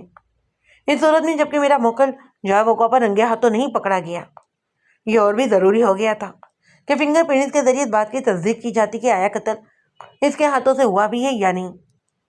ایک لمحے کے بعد میں نے کہا، بلکہ اس صورت میں تو ملزم کے ہاتھوں کو آپ کی معیاری تجربہ بھی کروانا چاہیے تھا۔ جب کوئی شخص آتشی ہتھیار استعمال کرتا ہے تو اس کے ہاتھ پر بارود اور غیر مرئی ذرات چپک جاتے ہیں جو کہ کیمیائی تجزیے میں پکڑے جا سکتے ہیں۔ کیا آپ نے ملزم کے ہاتھوں کا پرافن ٹیسٹ کروایا تھا؟ وہ بے بسی سے بغلے جھانکنے لگا۔ میں نے اگلا سوال کیا، کہیں آپ کا خیال یہ تو نہیں کہ بارود خان سراتاپا بارود ہے، اور اس کے ہاتھوں کا پرافن ٹیسٹ سے بھلا بارود کے ذرات کی موجودگی کا کیا پتہ چلے گا؟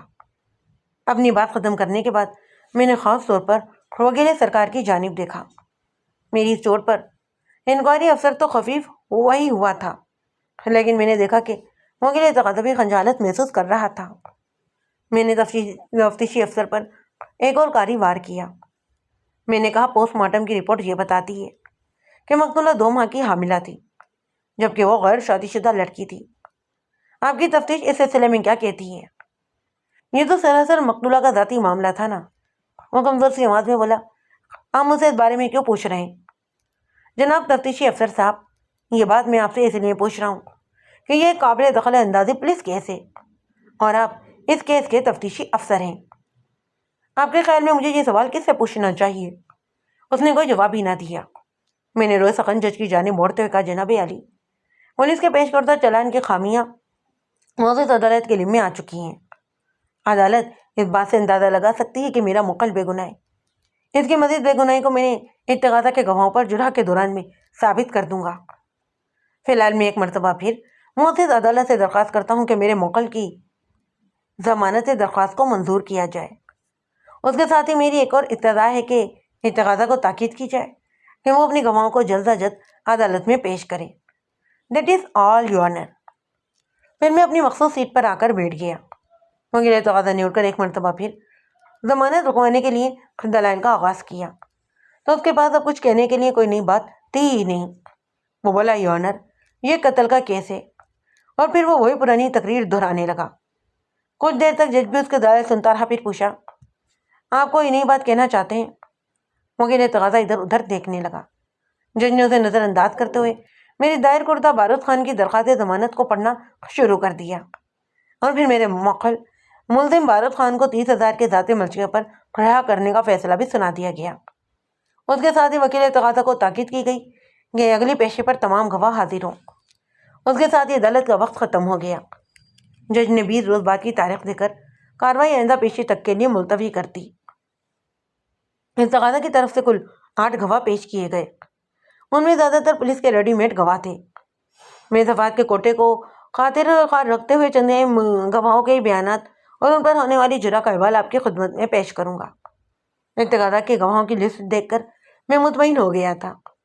اس فہرست میں 5 اسٹار ہوٹل کے مالک فرید الدین کا نام بھی شامل تھا، اور یہ شخص میرا خصوصی ہدف تھا۔ ایرانی ریسٹورنٹ کا مالک انور پاشا گواہی دینے کے لیے کٹہرے میں آیا۔ اس نے سچ بولنے کا حلف اٹھایا، پھر اپنا بیان دیا۔ موقع کے روز میں حسب معمول کاؤنٹر پر موجود تھا۔ دوپہر 1 بجے کے قریب 5 اسٹار اخبار کے دفتر سے کھانے کا آرڈر آ گیا۔ میں نے وہ آرڈر ایک پرچی پر لکھ کر کچن والوں کے حوالے کر دیا اور تاکید کر دی کہ ذرا جلدی مطلوبہ کھانے کی اشیاء تیار کر کے بھجوا دیں۔ اس کے بعد میں اپنی مصروفیات میں لگ گیا۔ پھر جب پولیس میرے ملازم کو گرفتار کرنے ریسٹورنٹ پہنچی تو مجھے معلوم ہوا کہ 5 اسٹار کے دفتر میں ایک لڑکی کا قتل ہو گیا تھا۔ اس کا بیان ختم ہوا تو وکیل تقاضا نے اپنی جگہ سے اٹھ کر جرح کا آغاز کیا۔ انور پاشا صاحب، ملزم بارود خان آپ کے پاس اتنے عرصے سے ملازم تھا۔ وہ کچھ سوچتے ہو بلا کچھ زیادہ عرصہ نہیں ہوا، یہی کوئی 2-2.5 ماہ ہوئے تھے۔ وکیل سرکار نے پوچھا کہ آپ کو معلوم تھا کہ ملزم کو اخبار کے دفتر سے کیوں نکالا گیا؟ جی نہیں، مجھے تو یہ بھی نہیں پتا تھا کہ وہ پہلے وہاں کام کیا کرتا تھا۔ یعنی آپ اس کے ماضی کے بارے میں کچھ نہیں جانتے؟ وکیل سرکار نے کہا، اور پھر پوچھا کہ آپ چھان بین کے بغیر ہی ملازم بھرتی کر لیتے ہیں؟ انور پاشا نے بتایا، اس کام کے لیے چھان بین کی کچھ زیادہ ضرورت پیش نہیں آتی، ویسے بھی ہم ملازم کو روزانہ اجرت دیتے ہیں۔ وکیل تقاضا نے پوچھا، باہر کے آرڈر لے جانے کے لیے آپ کا کوئی ویٹر مخصوص ہے یا آپ کسی کو بھی بھیج دیتے ہیں؟ ویسے تو باہر کھانا لے جانے کے لیے ہمارا ویٹر جمیل ہی مخصوص ہے۔ وہ خاصا پرانا اور تجربے کار ویٹر ہے اور تمام دفتروں اور دکانوں والوں سے بھی واقف ہے۔ انور پاشا نے جواب دیا، لیکن کسی ہنگامی صورت میں کسی دوسرے ویٹر کو بھی بھیج دیا جاتا ہے۔ وکیل تقاضا نے ڈرامہ انداز میں کہا، پاشا صاحب ذرا سوچ کر بتائیں، موقع کے روز ایسی کیا ہنگامی صورتحال پیش آئی تھی کہ جمیل کے بجائے ملزم کھانا لے کر 5 اسٹار کے دفتر پہنچ گیا؟ انور پاشا نے جواب دیا، مجھے اچھی طرح یاد ہے، اس روز کوئی ایمرجنسی نہیں آئی تھی، بلکہ میرا خیال تو یہ تھا کہ اس آرڈر کی تعمیل جمیل نہیں کی ہوگی۔ یہ تو بعد میں جب پولیس نے ریسٹورنٹ پر چھاپا مارا تو مجھے پتا چلا کہ جمیل کے بجائے بارود خان وہ کھانا لے کر 5 اسٹار کے دفتر گیا تھا۔ وکیل تقاضا نے فاتحانہ انداز میں میری جانب دیکھا، پھر جج کی طرف مڑتے ہوئے بولا، مجھے اور کچھ نہیں پوچھنا جناب عالی۔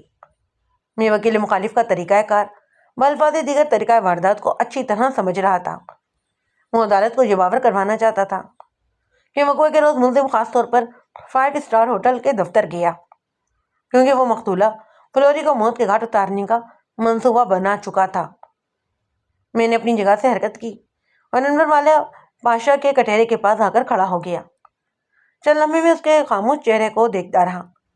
میں جانتا تھا کہ اس سے کام کی کوئی خاص بات معلوم ہو ہی نہیں سکتی، اس لیے میں نے اسے فقط ایک سوال پوچھا، وہ بھی غیر متوقع اور غیر سوال۔ میں نے ایرانی ریسٹورنٹ کے مالک انور پاشا کو مخاطب کرتے ہوئے کہا، پاشا صاحب آپ کے ریسٹورنٹ کی خاص ڈشیں کون سی ہیں؟ اس نے پہلے تو حیرت سے مجھے دیکھا، پھر چند ایک ڈشوں کے نام گنوا دیے۔ میں نے ہونٹوں کو دبانے کی کوشش کی۔ میں نے کہا، تھینک یو، کبھی موقع ملا تو میں آپ کے ریسٹورنٹ میں ضرور کچھ کھانے آؤں گا۔ اس کے بعد میں نے جج کی طرف چہرہ پھیر کر کہا، مجھے اور کچھ نہیں پوچھنا یو آنر۔ اگلا گواہ ریسٹورنٹ کا مخصوص باہر والا ویٹر جمیل نامی شخص تھا۔ اس نے حلف اٹھایا کہ وہ جو کچھ بھی کہے گا سچ کہے گا اور سچ کے سوا کچھ نہیں کہے گا۔ پھر اس نے بھی کم و پیش وہی بیان دیا جو اسے پہلے پولیس کو دے چکا تھا۔ اس کا بیان ختم ہوا تو وکیل سرکار نے اسے چند ضروری اور غیر نوعیت کے سوالات کیے۔ سارا زور بس اسی بات پر تھا کہ ملزم نے خاص طور پر اسے ہدایت کر رکھی تھی کہ اسٹار پلازا کا آرڈر وہ خود ہی لے کر جائے گا۔ اسے وکیل تقاضا کا صرف ایک ہی مقصد تھا، وہ یہ ثابت کرنا چاہتا تھا کہ ملزم ایک عرصے سے موقع کی طاق میں تھا اور موقع ملتے ہی اس نے فلوری کو قتل بھی کر ڈالا ہے۔ وکیل تقاضا کے بعد میں جرح کے لیے کٹہرے کے پاس آیا۔ جمیل صاحب، آپ کے ریسٹورنٹ کے مالک کی زبانی معلوم ہوا ہے کہ آپ ایک طویل عرصے سے اس کے یہاں ملازم ہیں، آپ اس طویل کی وضاحت کریں گے؟ میں تقریباً 8 سال سے یہاں پر کام کر رہا ہوں۔ پھر تو آپ خاصے تجربے کار ہیں، میں نے اس کی آنکھوں میں دیکھتے ہوئے کہا، اور اپنے ہم پیشہ بھائیوں کو بھی خوب پہچانتے ہوں گے۔ وہ بولا جی بس اللہ کی مہربانی ہے، ایک بار جس سے مل لیتا ہوں اس کے رنگ ڈھنگ کو اچھی طرح جان جاتا ہوں۔ میں نے مسکراتے ہوئے کہا ویری گڈ، ذرا یہ تو بتائیں کہ ملزم بارود خان لڑکا کیسا ہے؟ اس نے کہا مجھے تو ٹھیک ٹھاک ہی لگا ہے۔ میں نے کہا میرے پوچھنے کا مطلب یہ ہے کہ آپ نے کبھی محسوس کیا ہے کہ وہ خفیہ طور پر کوئی قتل کا منصوبہ بنا رہا تھا؟ وہ ایسا تو نہیں تھا، لیکن پتہ نہیں کس جذبے کے تحت اس نے اتنا بڑا قدم اٹھا لیا۔ میں نے پوچھا کہ آپ کو یقین ہے کہ اسی نے یہ قدم اٹھایا ہوگا؟ یقین تو نہیں آتا پر سبھی کچھ سامنے ہے۔ میں نے اپنی جرأت ختم کر دی۔ جو میل کے بعد 5 اسٹار کے اسٹاف میں سے 3 افراد گواہی کے لیے آئے، نیوز ایڈیٹر یاور عباسی، فوٹوگرافر ناصر بخاری اور اکاؤنٹنٹ محمد عارف نے کموں پیش ایک جیسا ہی بیان دیا۔ وقوعے کے وقت ان تینوں میں سے کوئی بھی دفتر میں موجود ہی نہیں تھا، تاہم ان کا بیان میرے موقع کے خلاف جاتا۔ ان کے ملے جلے بیان کا خلاصہ میں آپ کی خدمت میں پیش کر دیتا ہوں۔ ان سب نے باری باری حلف اٹھانے کے بعد بیان دیا تھا کہ ملزم ان کے باس کے سیکرٹری مقتولہ فلوری پر لٹو ہو گیا۔ وہ محض فلوری کی خاطر سامنے کے دفتر کی ملازمت چھوڑ کر کم تنخواہ پر اخبار کے دفتر میں آ گیا تھا، اور پھر جب فرید الدین کو اس کی اس حرکتوں کا علم ہوا تو اس نے اسے خوبی ڈانٹ ڈپٹ کی۔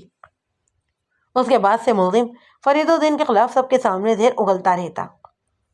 فوٹوگرافر ناصر بخاری نے تو یہاں تک کہہ دیا کہ اس نے ملزم کے پاس ایک پسٹل بھی دیکھا تھا۔ اس کے علاوہ سب کو یہ ایک مشترک شکایت یہ تھی کہ ملزم نظر بچا کر چھوٹی موٹی چیزیں بھی پار کر لیا کرتا تھا۔ اگر وہ اس سے سگریٹ پان منگواتے تو وہ اس میں سے پیسے بھی مان لیتا۔ ملتی جلتی جرح کا احوال بیان کر کے میں وقت کو ضائع نہیں کرنا چاہتا، اس لیے میں غیر دلچسپ اور بور عدالتی کارروائی کو نکال کے صرف اور صرف فوٹوگرافر ناصر بخاری سے کیے گئے سوال جواب سنا رہا ہوں۔ ناصر بخاری اس لیے بھی اہم گواہ تھا کہ اس نے دعویٰ یہ کیا کہ اس نے ملزم یعنی میرے موکل بارود خان کے پاس کسی پسٹل کی جھلک بھی دیکھی تھی۔ اس سلسلے میں بارود خان مجھے پہلے ہی بریف کر چکا تھا۔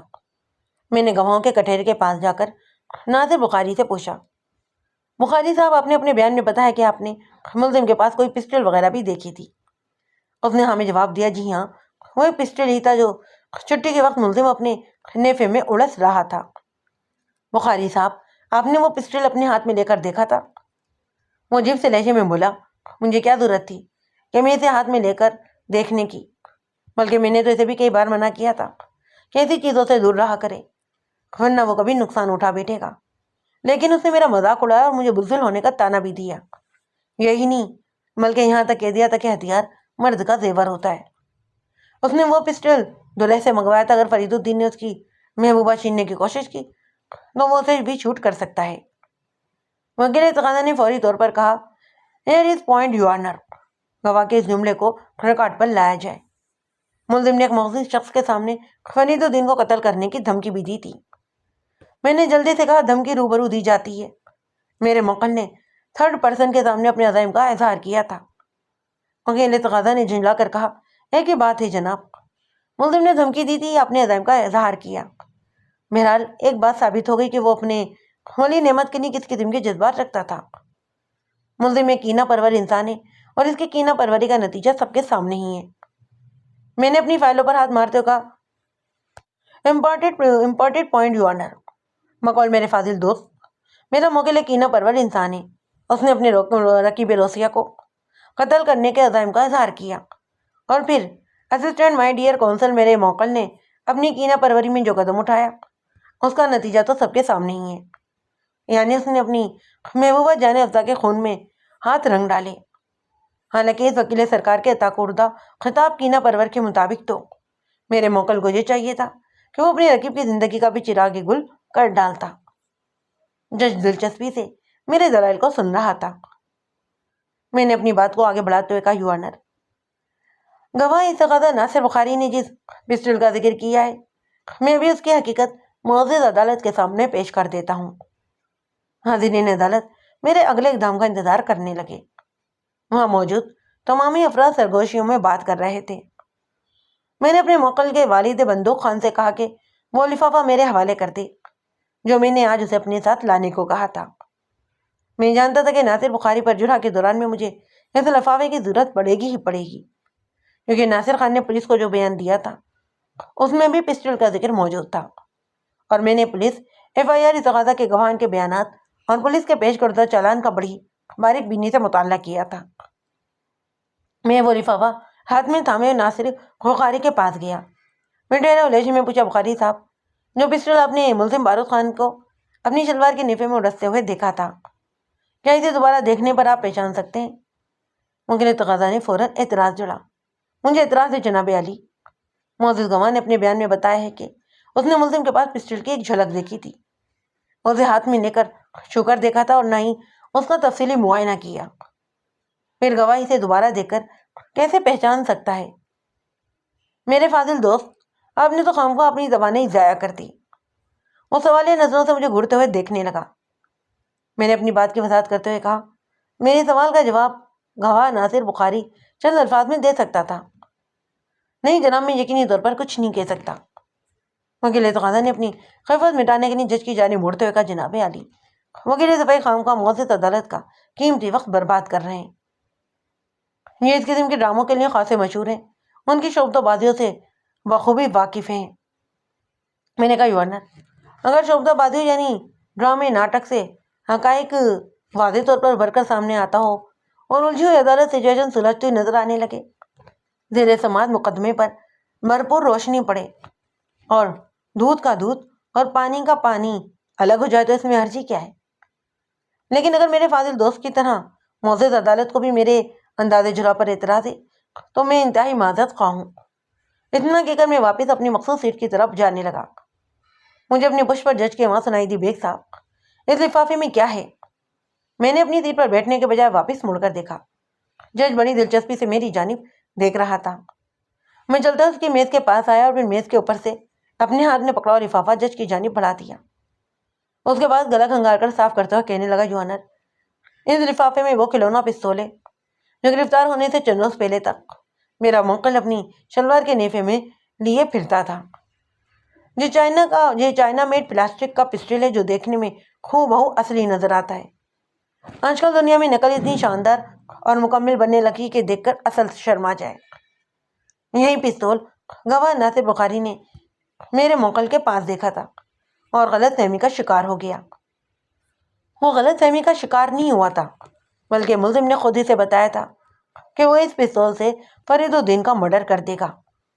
وکیل تقاضا نے دلیل پیش کی، اتنے چھوٹے بچے کو اپنے پاس ایسے خطرناک چیزیں رکھنے کی ضرورت ہی کیا ہے؟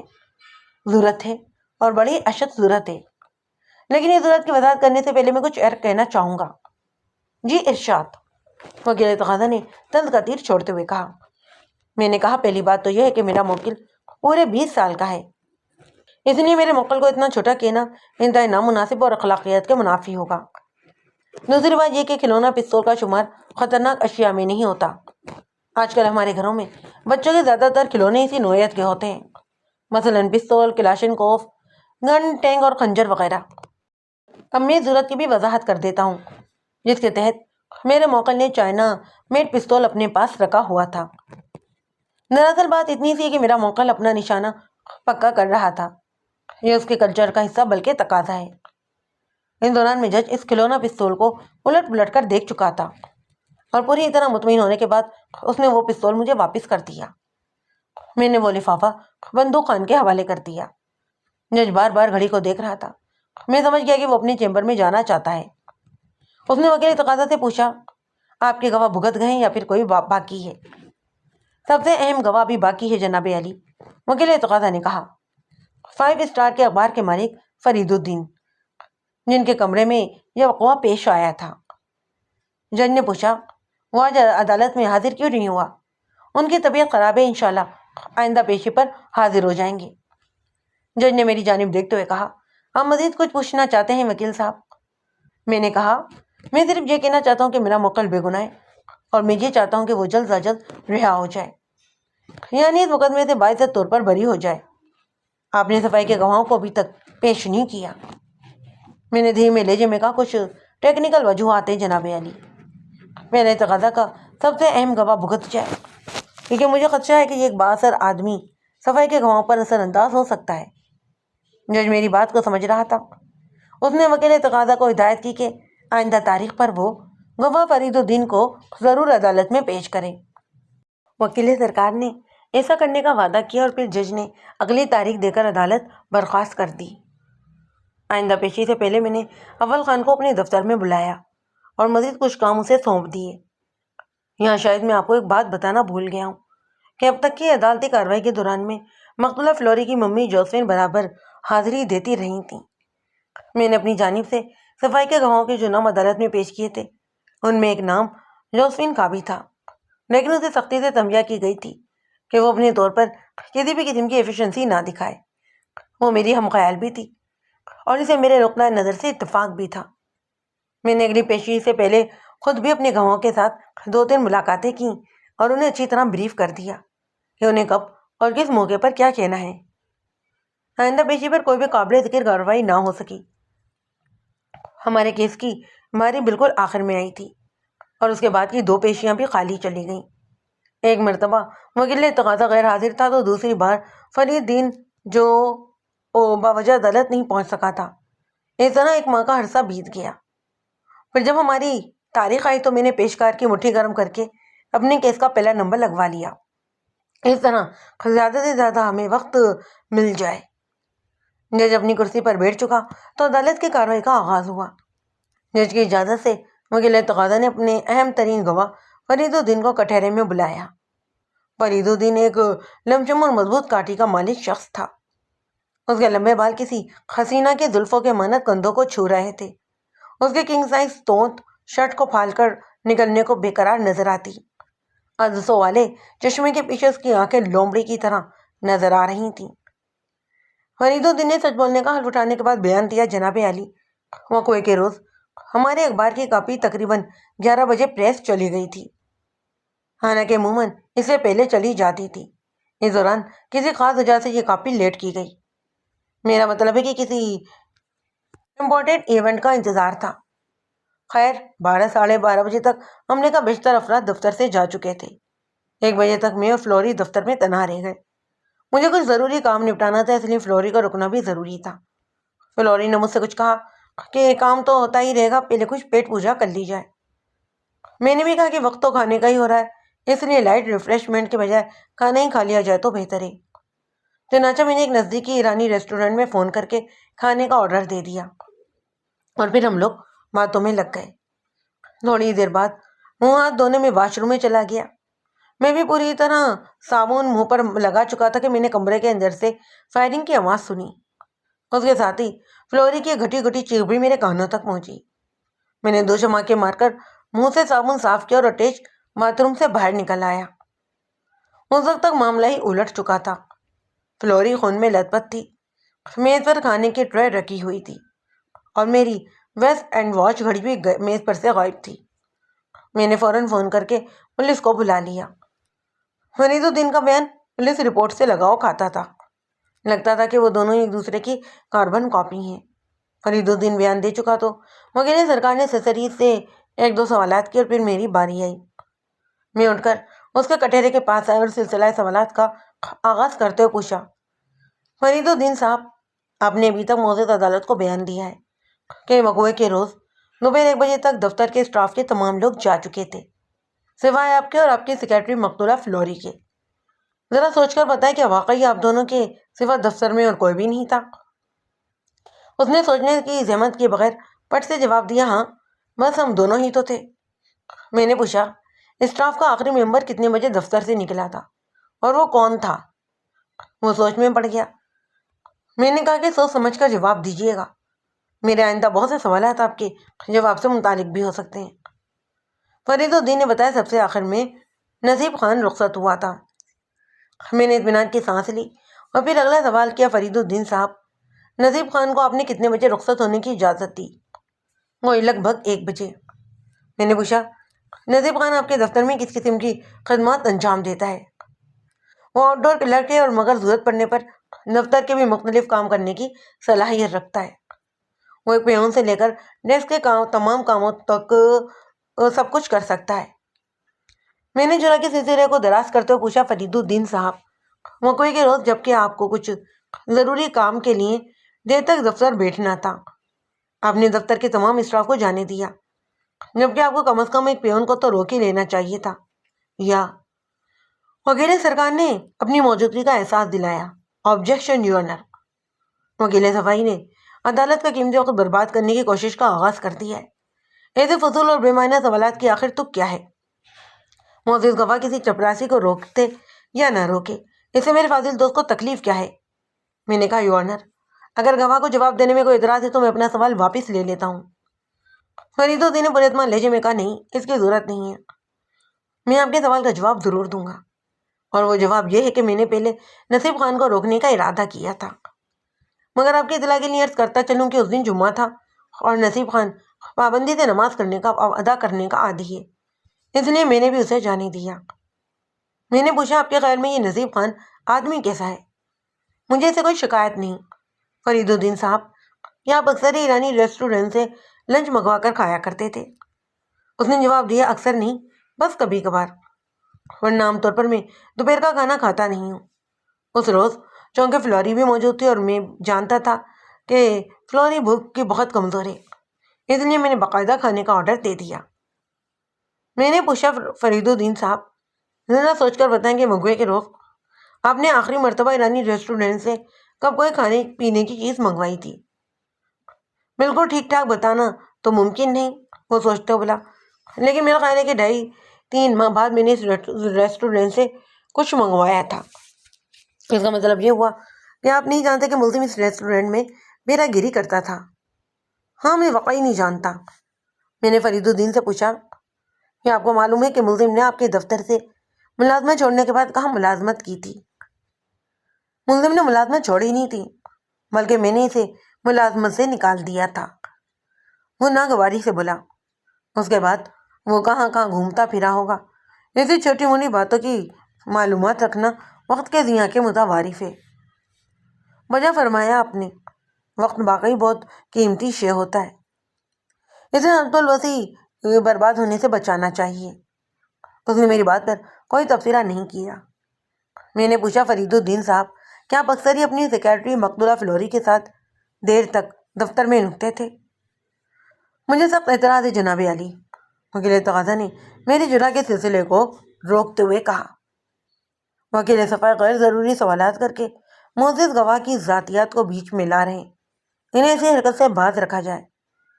میں نے بھی ترکی بہ ترکی جواب دیا، یہ غیر ضروری سوال ہرگز نہیں ہے۔ پر جج کو مخاطب کرتے اضافہ کیا، یور آنر، قتل کی یہ واردات جس میں میرے مقل کو سازش کے تحت بسایا گیا ہے، کٹہرے میں کھڑے ہوئے فرید الدین کے کمرے میں واقع ہوئی ہے۔ یہ تو سامنے کی بات ہے نا کہ ایک کمرے میں بند دو افراد کی ذاتیات بالواسطہ یا بلا واسطہ ایک دوسرے سے وابستہ ہو ہی جاتی ہے۔ اس لیے اگر ہم مقتولہ کا ذکر کریں گے تو لامحالہ فرید الدین بھی زیر بحث آئیں گے، اور اس صورت میں تو خاص طور پر کہ مقتولہ کی پوسٹ مارٹم رپورٹ اسے 2 ماہ کی حاملہ ظاہر کرتی ہے، جبکہ وہ اپنی پوری زندگی میں ایک غیر شادی شدہ لڑکی تھی۔ وکیل تقاضا اچھل پڑا، جناب علی، میں نے عرض کیا تھا نا، وکیل صفائی اسی قسم کی بے سرو پا باتیں کرتے ہیں۔ اب انہوں نے معزز گواہ پر کیچڑ اچھالنے کی کوشش کی ہے۔ میں نے دونوں ہی ہاتھ ہوا میں بلند کرتے ہوئے کہا، میں نے ایسی کوئی کوشش نہیں کی۔ جج نے وکیل سرکار کے اعتراض کو رد کرتے ہوئے جرح جاری رکھنے کی ہدایت کی۔ میں اپنے مقصد میں کامیاب رہا تھا۔ میں اس کیس کی جس پہلو کی جانب جج کی توجہ مرکوز کروانا چاہتا تھا نا، جج اس طرح متوجہ ہو چکا تھا اور دھیرے دھیرے سر کو عصاباتی جشن بھی دے رہا تھا۔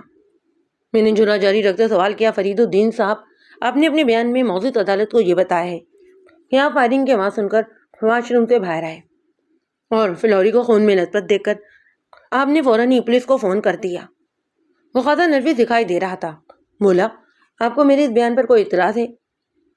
میں نے کندھے اچکاتے ہوئے کہا، میں نے تو بس ایک بات کی تھی، آپ سے تصدیق چاہی تھی، اگر آپ کی تسلی ہو گئی ہو تو جرح آگے بڑھائے۔ وکیل صفائی نے دیوار گر گھڑی پر نظر ڈالی۔ میں نے اس کو نظر انداز کرتے ہوئے گواہوں کے کٹہرے میں کھڑے فرید الدین سے پوچھا، ذرا سوچ کر بتائیں، آپ کے فون کے کتنی دیر بعد پولیس موقع واردات پر پہنچی تھی؟ وہ پیشانی کو مسلتے ہوئے بولا، کوئی 15-20 منٹ تو لگے ہی ہوں گے۔ اس دوران میں آپ کیا کرتے رہے؟ ظاہر ہے گواہ پولیس کا انتظار کرتا رہا ہوگا۔ وکیل سرکار نے بیچ میں ٹانگ اڑائی، میں نے جج کی جانب دیکھتے ہوئے کہا جناب علی میری معزز عدالت سے التماس ہے کہ وکیل تقاضا کو جرح میں مداخلت سے باز رکھنے کی تلقین کی جائے۔ گواہ قوت گویا سے محروم نہیں ہے، جو میرے فاضل دوست کو اس کے خیالات کی ترجمانی کرنی پڑ رہی ہے۔ جج نے میرے اعتراض کو درست تسلیم کرتے ہوئے وکیل تقاضا کو تنبیہ کر دی۔ میں نے کٹہرے میں کھڑے ہوئے فرید الدین جو خاصا پریشان حال نظر آ رہا تھا اسے اپنا سابق سوال دہروایا۔ فرید الدین کے اب سمجھ میں ہی نہیں آ رہا تھا کہ وہ کیا جواب دے۔ آخر کار اس نے اپنے وکیل کی بات دہرا دی کہ میں پولیس کا انتظار کرتا رہا۔ میں نے سلطنت لہجے میں کہا حالانکہ اس وقت آپ کا فرض یہ بنتا تھا کہ فوری طور پر مقتولہ کو کسی اسپتال میں پہنچاتے، یا ایک انسان ہونے کے ناطے کم از کم کسی اسپتال میں فون کر کے کوئی ایمبولینس وغیرہ ہی منگوا لیتے۔ اتنا کچھ تو ایک انجان آدمی کے لیے بھی کیا جا سکتا ہے، جبکہ مقتولہ تو آپ کی پرسنل سیکریٹری تھی۔ اس کی توازہ کے لیے آپ ایک شاندار لنچ کا آرڈر بھی دے چکے تھے، لیکن آپ نے تو مقتولہ کو تڑپ تڑپ کر مرنے کے لیے چھوڑ دیا اور پولیس کا انتظار کرتے رہے۔ اس کے منہ سے بے اختیار نکل گیا، وہ تو ذرا سا بھی تڑپی نہیں تھی، لیکن فوراً ہی اسے اپنی غلطی کا احساس ہو گیا۔ بات کو سنبھالتے ہوئے ٹوٹے ہوئے لہجے میں بولا میرا مطلب یہ کہ جب میں باتھ روم سے باہر آیا تو وہ تو ٹھنڈی ہو چکی تھی، اس کی لاش بے حس و حرکت پڑی تھی۔ اپنی بات ختم کرتے وہ پریشان نظروں سے وکیل تقاضا کو دیکھنے لگا۔ وکیل تقاضا نے کچھ کہنے کے لیے منہ کھولا ہی تھا کہ میں نے کہا جناب علی جس انسان کے سینے میں 32 بور کی 2 گولیاں اتر چکی ہوں وہ پلک جھپکتے میں ٹھنڈا ٹھار نہیں ہو سکتا۔ گواہ کا بیان جھوٹ پر مشتمل ہے، اسے جواب کی کسی بچے سے بھی امید نہیں کی جا سکتی۔ وکیل تقاضا نے گواہ فرید الدین کی حمایت میں ایک نقطہ اٹھایا۔ جناب علی گواہ اپنے کمرے میں فائرنگ کی آواز سن کر اس قدر پریشان ہو گیا کہ اس جانب اس کی توجہ ہی نہیں گئی۔ پریشانی کے عالم میں انسان سے عجیب عجیب حرکتیں سرد ہو ہی جاتی ہیں۔ اچھی منطق ہے، میں نے جج کی طرف دیکھتے ہوئے کہا۔ وکیل تقاضا کی ایکسپلینیشن کو ریکارڈ پر لایا جائے۔ اس کے بعد کٹہرے میں کھڑے میں فرید الدین سے سوال کیا فرید صاحب پولیس کی آمد پر آپ نے پولیس کو بیان دیا کہ ملزم بارود خان نے آپ کی سیکریٹری کو قتل کر دیا ہے۔ آپ نے پولیس کو قتل کی وجہ انتقامی کارروائی بتائی۔ بعد ازاں پولیس نے ملزم کو ریسٹورنٹ سے گرفتار کر لیا۔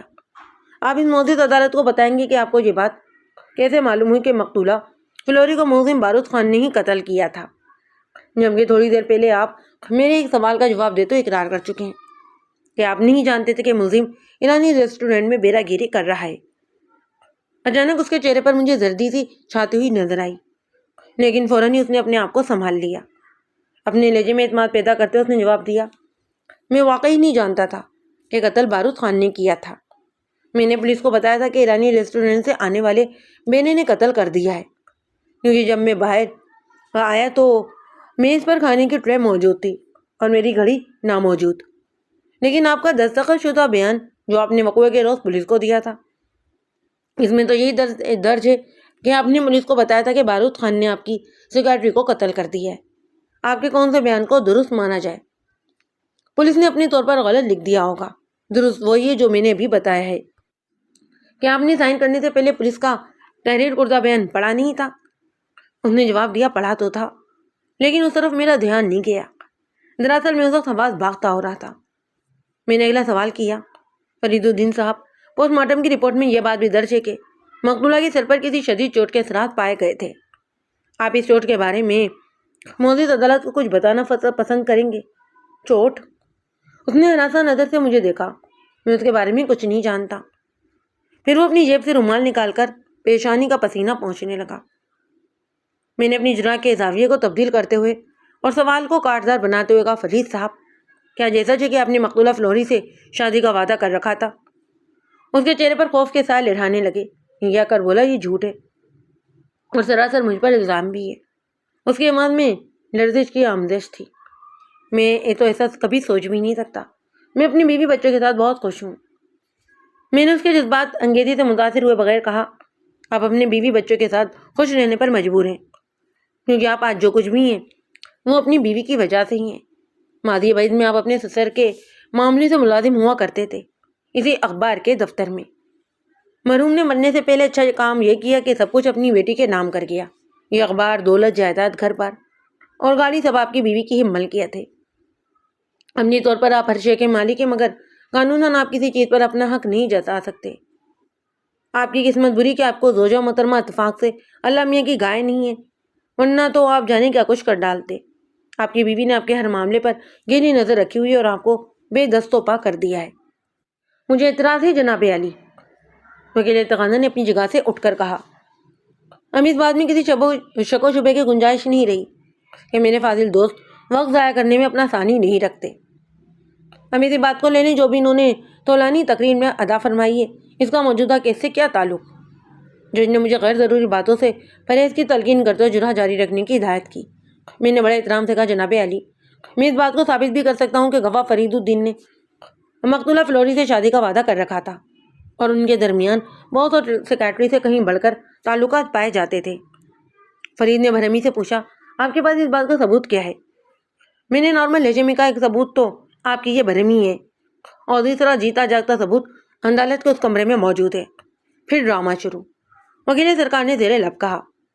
جج تک اس کی آواز پہنچی تھی یا پھر وکیل تقاضا کے تبصرے کو دانستہ نظر انداز کر دیا گیا تھا؟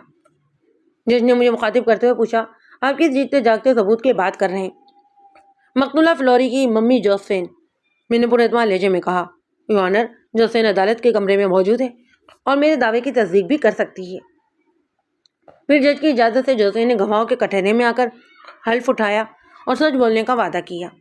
اس کے بعد میری بات کی تصدیق کر دی کہ گواہ فرید الدین سے شادی میں فلوری سے انٹرسٹ تھا اور یہ بات فلوری نے خود اپنی ممی کو بتائی تھی۔ فرید دوبارہ کٹہرے میں آ کر کھڑا ہوا تو میں نے سوال کیا کہ یہ سچ ہے کہ وقوع کے روز آپ کی اور مقتولہ فلوری کی کسی بات پر طلاق کلامی ہو گئی تھی، جس کے نتیجے میں اس کے سر میں ایک گہری چوٹ آئی اور میں نے دانستہ اپنا جملہ ادھورا چھوڑ دیا۔ وہ میرے اس اچانک سوال پر بھونکلا گیا۔ میں تو اول خان کی محنت اور نصیب خان کے مخلصانہ تعاون کے بل بوتے پر اسے گھیرنے کی کوشش کر رہا تھا اور وہ رفتہ رفتہ میری پکڑ میں بھی آتا چلا جا رہا تھا۔ اس نے پہلے وکیل تقاضا کی جانب دیکھا، پھر جواب دیا، ہمارے درمیان کسی قسم کی طلاق کلامی نہیں ہوئی تھی۔ وکیل تقاضا نے جج کو مخاطب کرتے ہوئے کہا، یور آنر، کیا میرے فاضل دوست کے پاس اس فرضی طلاق کلامی کا کوئی ثبوت موجود ہے؟ ثبوت موجود ہے اور مناسب موقع پر اور وقت پر پیش بھی کیا جائے گا، میں نے براہ راست وکیل تقاضا کو جواب دیا۔ جج میری جرأت کے انداز کو سمجھ رہا تھا، اس نے میرا ارادہ بھی بھانپ لیا۔ میں نے اس موقع سے فائدہ اٹھاتے ہوئے کہا، جناب عالی، اس تقاضا کی سب سے اہم گواہ کی گواہی مشکوک ہو چکی ہے۔ اس نے پولیس کو کچھ اور موجود عدالت کو کچھ اور بیان دیا ہے۔ نہ صرف یہ بلکہ بعض معاملات میں میرے سوالوں کے نامکمل اور غیر واضح جواب دیے ہیں۔ علاوہ ازیں فلوری کے قتل کے بعد مقتولہ کے ساتھ اس کا غیر انسانی رویہ بہت کچھ سوچنے پر مجبور کرتا ہے، اور پھر سب سے بڑھ کر مقتولہ کی ممی اس بات کی تصدیق کر چکی ہے کہ موصوف مقتولہ کو شادی کے سبب باغ دکھا رہا تھا، حالانکہ گواہ اس بات سے انکاری ہے۔ اس کے علاوہ بھی کچھ ایسی باتیں ہیں جو گواہ کی شخصیت کو شکوک و شبہات میں مبتلا کرتی ہیں۔ اس لیے میری معزز عدالت سے التجا ہے کہ فرید الدین کو پابند گواہ کی حیثیت سے شامل تفتیش کیا جائے۔ پولیس کی ناقص اور نامکمل تفتیش پر گواہ فرید کے اثرات کی چھاپ نظر آتی ہے۔ اس کے ساتھ ہی عدالت کا وقت ختم ہو گیا۔ جج نے فرید الدین کو پابند گواہ قرار دیتے ہوئے ہر پیشے پر باقاعدگی سے حاضر ہونے کی تاکید کی اور آئندہ پیشی کی تاریخ دے کر عدالت برخاست کر دی۔ ہم عدالت کے کمرے سے باہر آئے تو تفتیشی افسر رانا شوکت نے پوچھا، اب کون سا گل کھلانے کا ارادہ ہے وکیل صاحب؟ میں نے مسکراتے ہوئے کہا، گلوں میں رنگ بھرے بادے نو چلے۔ وہ مجھے گھورتے ہوئے بولا، میں آپ پر رشوت کا مقدمہ کرنا چاہتا ہوں۔ پولیس اور دوسروں پر رشوت کا مقدمہ کرے گی؟ میں نے گہری چوٹ کی۔ قبلہ یہ تو بتائیں کہ میں نے کس سے رشوت لی ہے؟ رشوت لی نہیں بلکہ دی ہے، رانا شوکت نے سخت لہجے میں کہا، اور وہ بھی ہمارے تھانے کے ایس آئی کو پورے 100 روپے۔ تو گویا آپ عدالت کے برآمدے میں اس بات کا سرعام اقرار کر رہے ہیں کہ آپ کے تھانے کا ایس آئی رشوت کے معاملے میں وکیلوں کو بھی نہیں چھوڑتا۔ وہ میری جواب پر گڑبڑا گیا اور پریشان نظروں سے دائیں بائیں دیکھنے لگا، یہ تو اسے ڈر ہو کہ کوئی اس کی بات سن نہ لے۔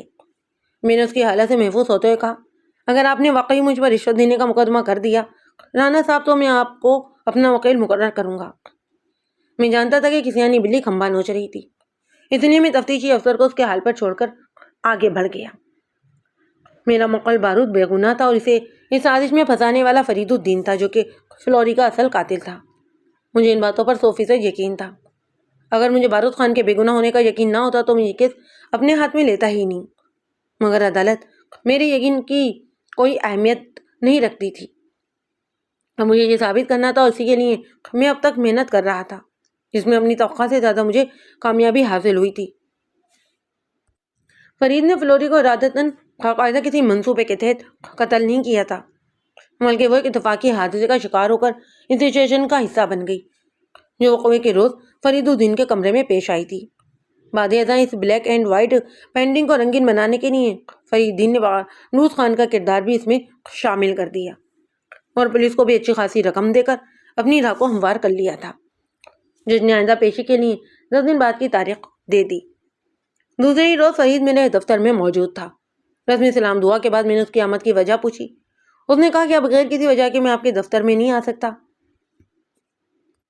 میں نے کہا، میں آپ کی مخالف پارٹی کا وکیل ہوں، آپ کی یہاں آمد کا کچھ نہ کچھ تو مقصد ہوگا ہی، ورنہ اس نفس نصفی کے دور میں اتنی فرصت کس کے پاس ہے کہ یوں ہی منہ اٹھائے بغیر مقصد دفتروں میں گھومتا پھرے۔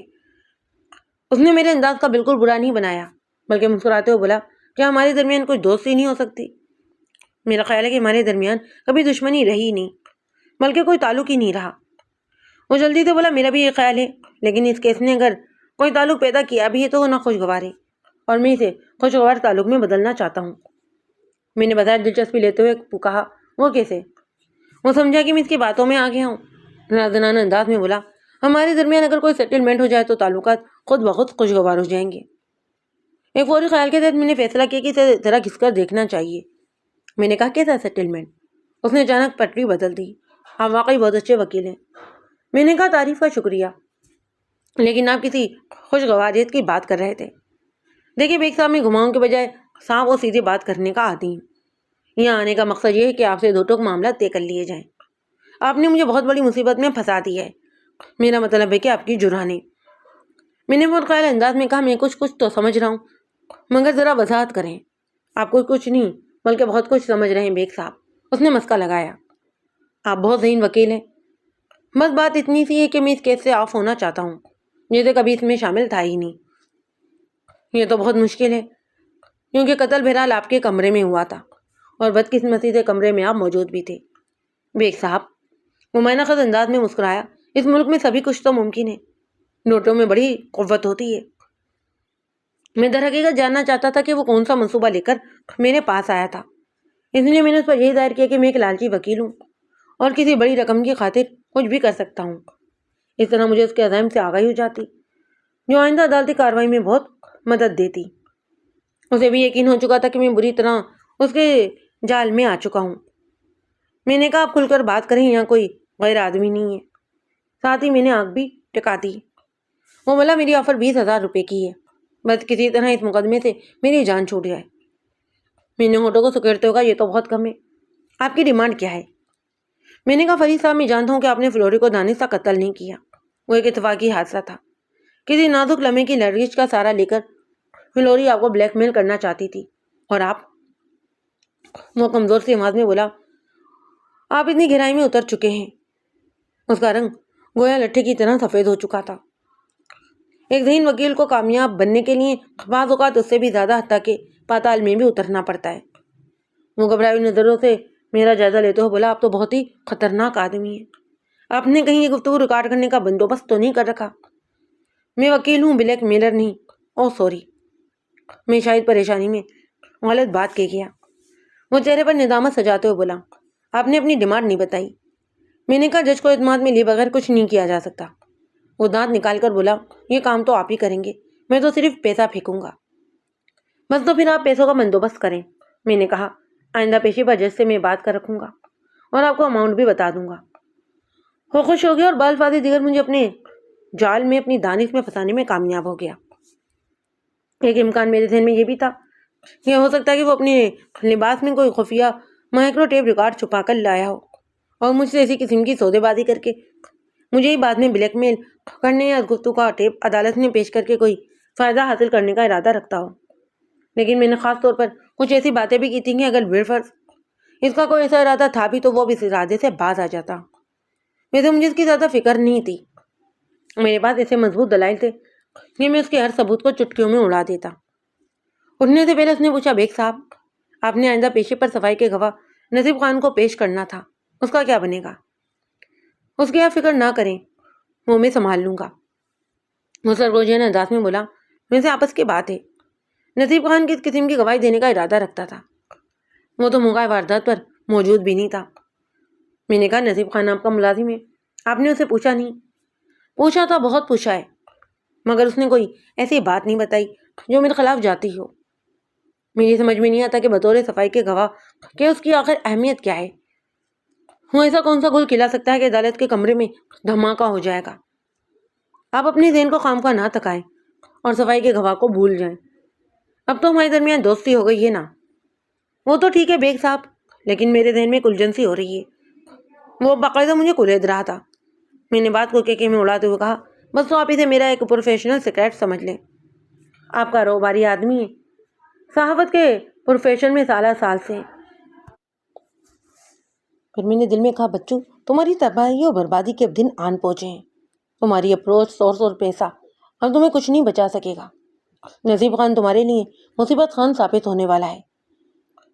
چلیے جیسے آپ کی مرضی۔ وہ اٹھ کر کھڑا ہو گیا۔ میں آپ کو بیچ میں فون کرتا رہوں گا، آپ اپنا کارڈ عنایت کر دیں۔ میں نے اپنا تعارفی کارڈ اسے دیتے ہوئے کہا، آپ یقیناً اس ڈیل کے بارے میں وکیل تقاضا کو کچھ نہیں بتائیں گے؟ مقدس سے بولا، سوال ہی پیدا نہیں ہوتا، وہ تو بالکل گدھا ہے۔ اگر اس میں ذرا بھی گیٹس ہوتے تو اس ڈیل کی ضرورت ہی محسوس نہ ہوتی اور ایک بے گناہ پھانسی چڑھ جاتا۔ مسرسری سے لہجے میں بولا، بیگ صاحب یہاں پر ہر کوئی اپنی جان بچانے کے بارے میں سوچتا ہے، دوسرے کسی کو پرواہ نہیں ہوتی۔ ویسے بھی بارود خان جیسے لونڈے اس شہر کے سینے کا بوجھ ہیں۔ ایسے آوارہ اور اوباش لڑکوں کو تو جیلوں میں ہی بند رہنا چاہیے، خواہ خواہ معاشرے میں گند پھیلاتے ہیں۔ اس کا لہجہ حقارت اور نفرت سے شرابور تھا۔ میں نے اس کے آلودہ خیالات پر کوئی تبصرہ نہیں کیا اور دل ہی دل میں اس پر لعنت بھیجی۔ اس کے دل میں بارود خان کے لیے بے پناہ کینہ بھرا ہوا تھا اور اس کے چہرے کے تاثرات یہ بتا رہے تھے کہ وہ مجھے بیوقوف بنانے پر دل ہی دل میں کتنا خوش ہے۔ میں نے اسے کچھ لینے دیا اور بے گناہ بارود خان کی آہوں اور بددعاؤں کے سائے میں اسے رخصت کر دیا۔ منظر اسی عدالت کا تھا اور گواہوں کے کٹہرے میں نصیب خان کھڑا تھا۔ آج صبح عدالت کے برآمدے میں جب فرید سے ملاقات ہوئی تو اس نے سب سے پہلے اپنے کام کے بارے میں ہی پوچھا تھا۔ میں نے اسے تسلی دی تھی کہ سماعت کے بعد بات ہو جائے گی۔ وہ نصیب خان کی گواہی پر معترض تھا۔ بیگ صاحب آپ نے تو کہا تھا کہ نصیب خان کی گواہی کو روک لیں گے آپ۔ میں نے کہا کہ آپ اسے رسمی سے کارروائی کے لیں۔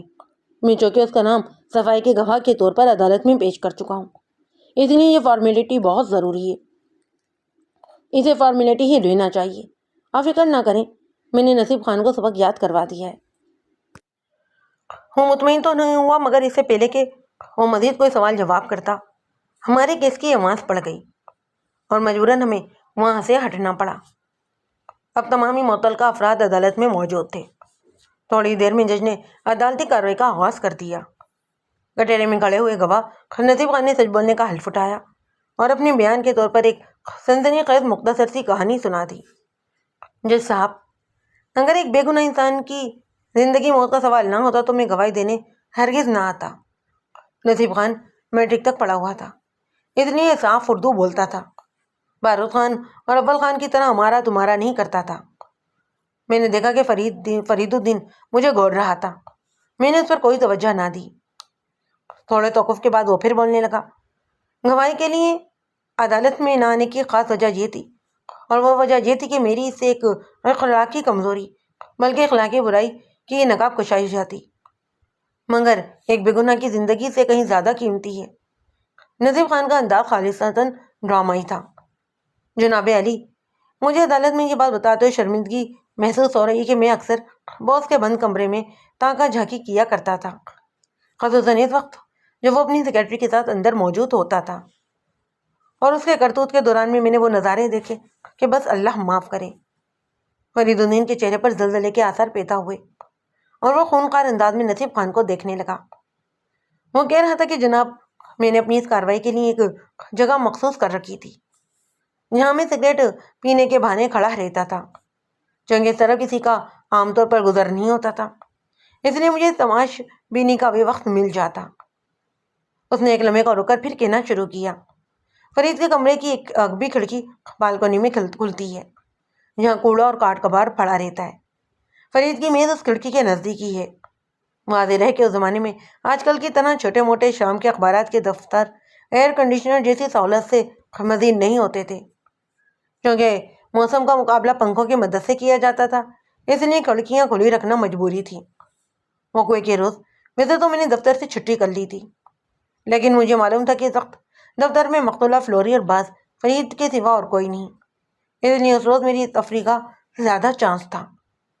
میں بظاہر تو دفتر سے نکل گیا، مگر بلڈنگ کا ایک چکر لگانے کے بعد اپنی کمین گاہ میں پہنچ گیا۔ وہ جگہ ایسی تھی کہ کمرے کے اندر مجھے دیکھا نہیں جا سکتا تھا، جبکہ میں کسی حد تک اندر کا نظارہ کر سکتا تھا۔ میں اس زاویے کی اچھی طرح وضاحت نہیں کر پا رہا ہوں، ویسے میں بہت محتاط تھا، زیادہ تر اندر سے آنے والی آوازوں پر ہی گزارا کرتا، کیونکہ پکڑے جانے کی صورت میں میری یہ تفریح ہمیشہ کے لیے ختم ہو جاتی اور بے عزتی جو ہوتی وہ الگ۔ اس دوران میں فرید غصے سے پیچھے تاپ کھا رہا تھا۔ اس نے ایک لمحے کو رک کر اپنا حلق تر کیا، پھر اپنا بیان جاری رکھتے ہوئے بولا، وقوع کے روز میں نے سنا فرید اور فلوری کے درمیان کسی بات پر تکرار ہو رہی تھی۔ میں ہمتن گوش ہو گیا اور میری تکرار کی وجہ مجھے سمجھ میں آنے لگی۔ مقتولہ فلوری اسے غصے میں یہ کہہ رہی تھی کہ وہ اس کے بچے کی ماں بننے والی ہے، اس لیے فرید اسے شادی کر لے، مگر فرید ٹالنے والے انداز میں اسے سمجھانے کی کوشش کر رہا تھا۔ نتیجے کے طور پر فلوری کی آواز بلند سے بلند تر ہونے لگی اور وہ چیخ چیخ کر فرید کو برا بھلا کہنے لگی۔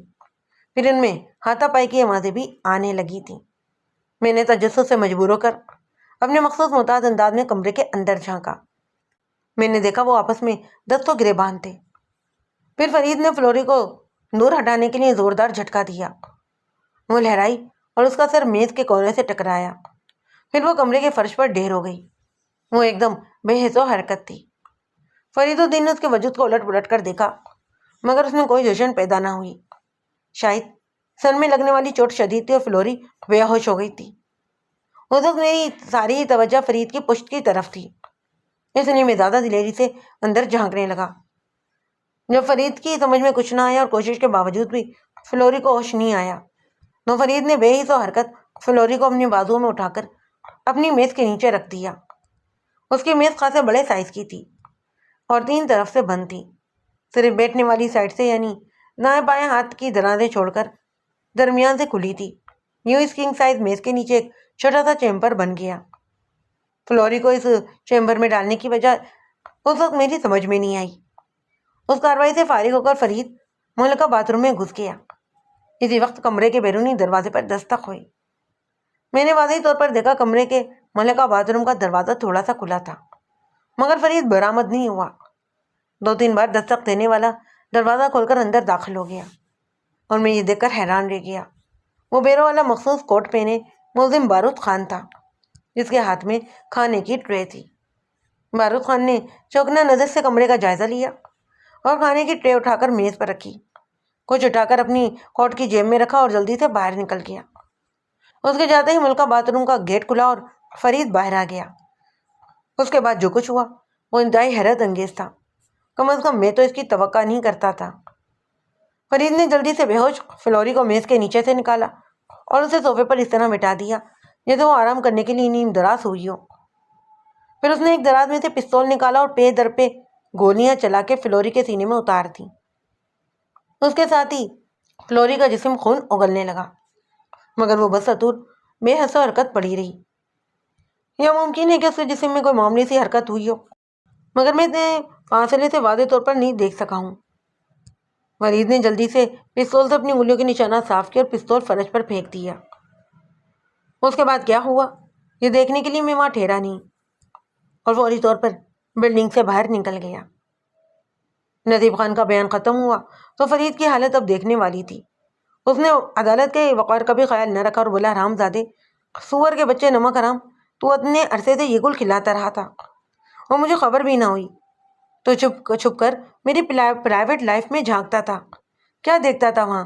فلوری کوئی تیری ماں بہن تھی؟ میں تجھے زندہ آرڈر آرڈر جج نے غضیلے لہجے میں کہا، مگر فرید پر کوئی اثر نہ ہوا۔ شاید غصے اور ناکامی کی شدت میں وہ اپنی آواز کھو بیٹھا تھا۔ وہ کف اڑاتے ہوئے دھاڑا، بیگ کے بچے، تو نے بھی میرے ساتھ دھوکہ کیا ہے، میں تجھے بھی اچھی طرح سمجھ لوں گا۔ اس کے بعد وہ باہر کی طرف لپکا۔ جج نے متعلقہ عدالتی حکام کو حکم دیا کہ پولیس کی مدد سے اس پاگل کو روکا جائے، لیکن وہ کمرے سے نکل چکا تھا۔ عدالت کے کمرے میں کھلبلی سے مچ گئی۔ حاضرین میں سے اکثر افراد اٹھ کر باہر جانے لگے۔ ایک بھگدڑ کا سا عالم تھا۔ اسی افراتفری میں باہر فائرنگ کی تڑک تڑک گونجی، پھر فائرنگ شروع ہوتی چلی گئی۔ جس کو جہاں جگہ ملی وہ وہیں دبک گیا۔ چند ہی لمحوں بعد فائرنگ آنا بند ہو گئی۔ چاروں طرف سناٹا چھا گیا۔ میں نے باہر نکل کر دیکھا اور جو منظر میری نگاہوں نے دیکھا نا، اس نے تو میرے رونگٹے کھڑے کر دیے۔ عدالت کے صحن میں 3 پولیس اہلکاروں کی لاشیں خون میں ڈوبی ہوئی تھیں۔ برآمدے کے ستون کے پاس فرید بھی خون میں لت پت چاروں خانے چت پڑا تھا۔ ایک گولی اس کی کھوپڑی کو چیر کر دوسری جانب نکل گئی تھی۔ تھوڑی دیر میں اس خونی واقعے کی حقیقت آشکار ہو گئی۔ آج عدالت میں کسی نامی گرامی ڈاکو کی پیشی تھی۔ اس ڈاکو کے گروہ کے 4 افراد نے اپنے ساتھی کو پولیس کے چنگل سے چھڑانے کے لیے یہ آپریشن کیا تھا، اور پولیس والوں کی لاشیں گرانے کے بعد بڑی کامیابی سے اس ڈاکو کو آزاد کروا کر لے گئے تھے۔ شاید فرید کی زندگی کو چاٹنے والی گولی ڈاکوؤں کی گنوں میں لوڈ ہو چکی تھی، جو تقدیر اسے گھیر کر عدالت کے کمرے سے باہر لے گئی۔ شاید مقدر رات اسی کو کہتے ہیں۔ ویسے وہ اگر ڈاکو کی فائرنگ کا نشانہ نہ بھی بنتا تو بچنا پھر بھی اس کا ممکن نہیں تھا کہ اس کا پھانسا پلٹ چکا تھا۔ بھری عدالت میں فرید تیش کے عالم میں گواہ نصیب خان کو برا بھلا کہہ کر یہ ثابت کر چکا تھا کہ فلوری کا قتل اسی کے ہاتھوں ہوا ہے۔ اس حقیقت میں کسی شک و شبے کی اب گنجائش باقی نہیں رہی تھی۔ اسے کم از کم عدالت پھانسی کی سزا تو ضرور دیتی، لیکن بہرحال تقدیر کے فیصلے اٹل ہوتے ہیں، انہیں کوئی بدل نہیں سکتا۔ فرید الدین کی تقدیر میں مکافات عمل کا شکار ہونا لکھ دیا گیا تھا۔ سو دنیاوی عدالت اسے کس طرح سزا دے سکتی تھی، یہ بتانے کی ضرورت نہیں ہے کہ میرے موکل بارود خان کو عدالت نے قتل کے الزام سے باعزت بری کر دیا۔ فرید الدین کو اچانک پیش آنے والے حادثہ بارود خان کے لیے خاصا مفید ثابت ہوا، کیونکہ بہرحال ویٹ اینڈ واچ والے معاملے میں عدالت اسے ضرور گھسیٹتی۔ اس نے گھڑی کی چوری کا اقرار جج کے روبرو کر لیا تھا۔ اگر مدعی زندہ ہوتا اور وہ چوری کے کیس کی پیروی کرتا تو تعزیت پاکستان کی دفعہ 379 کے تحت کم از کم 3 سال کی سزائے قید تو بارود خان کو ہو ہی جاتی، یا اسے جرمانے کی مد میں کچھ رقم ادا کرنی پڑتی۔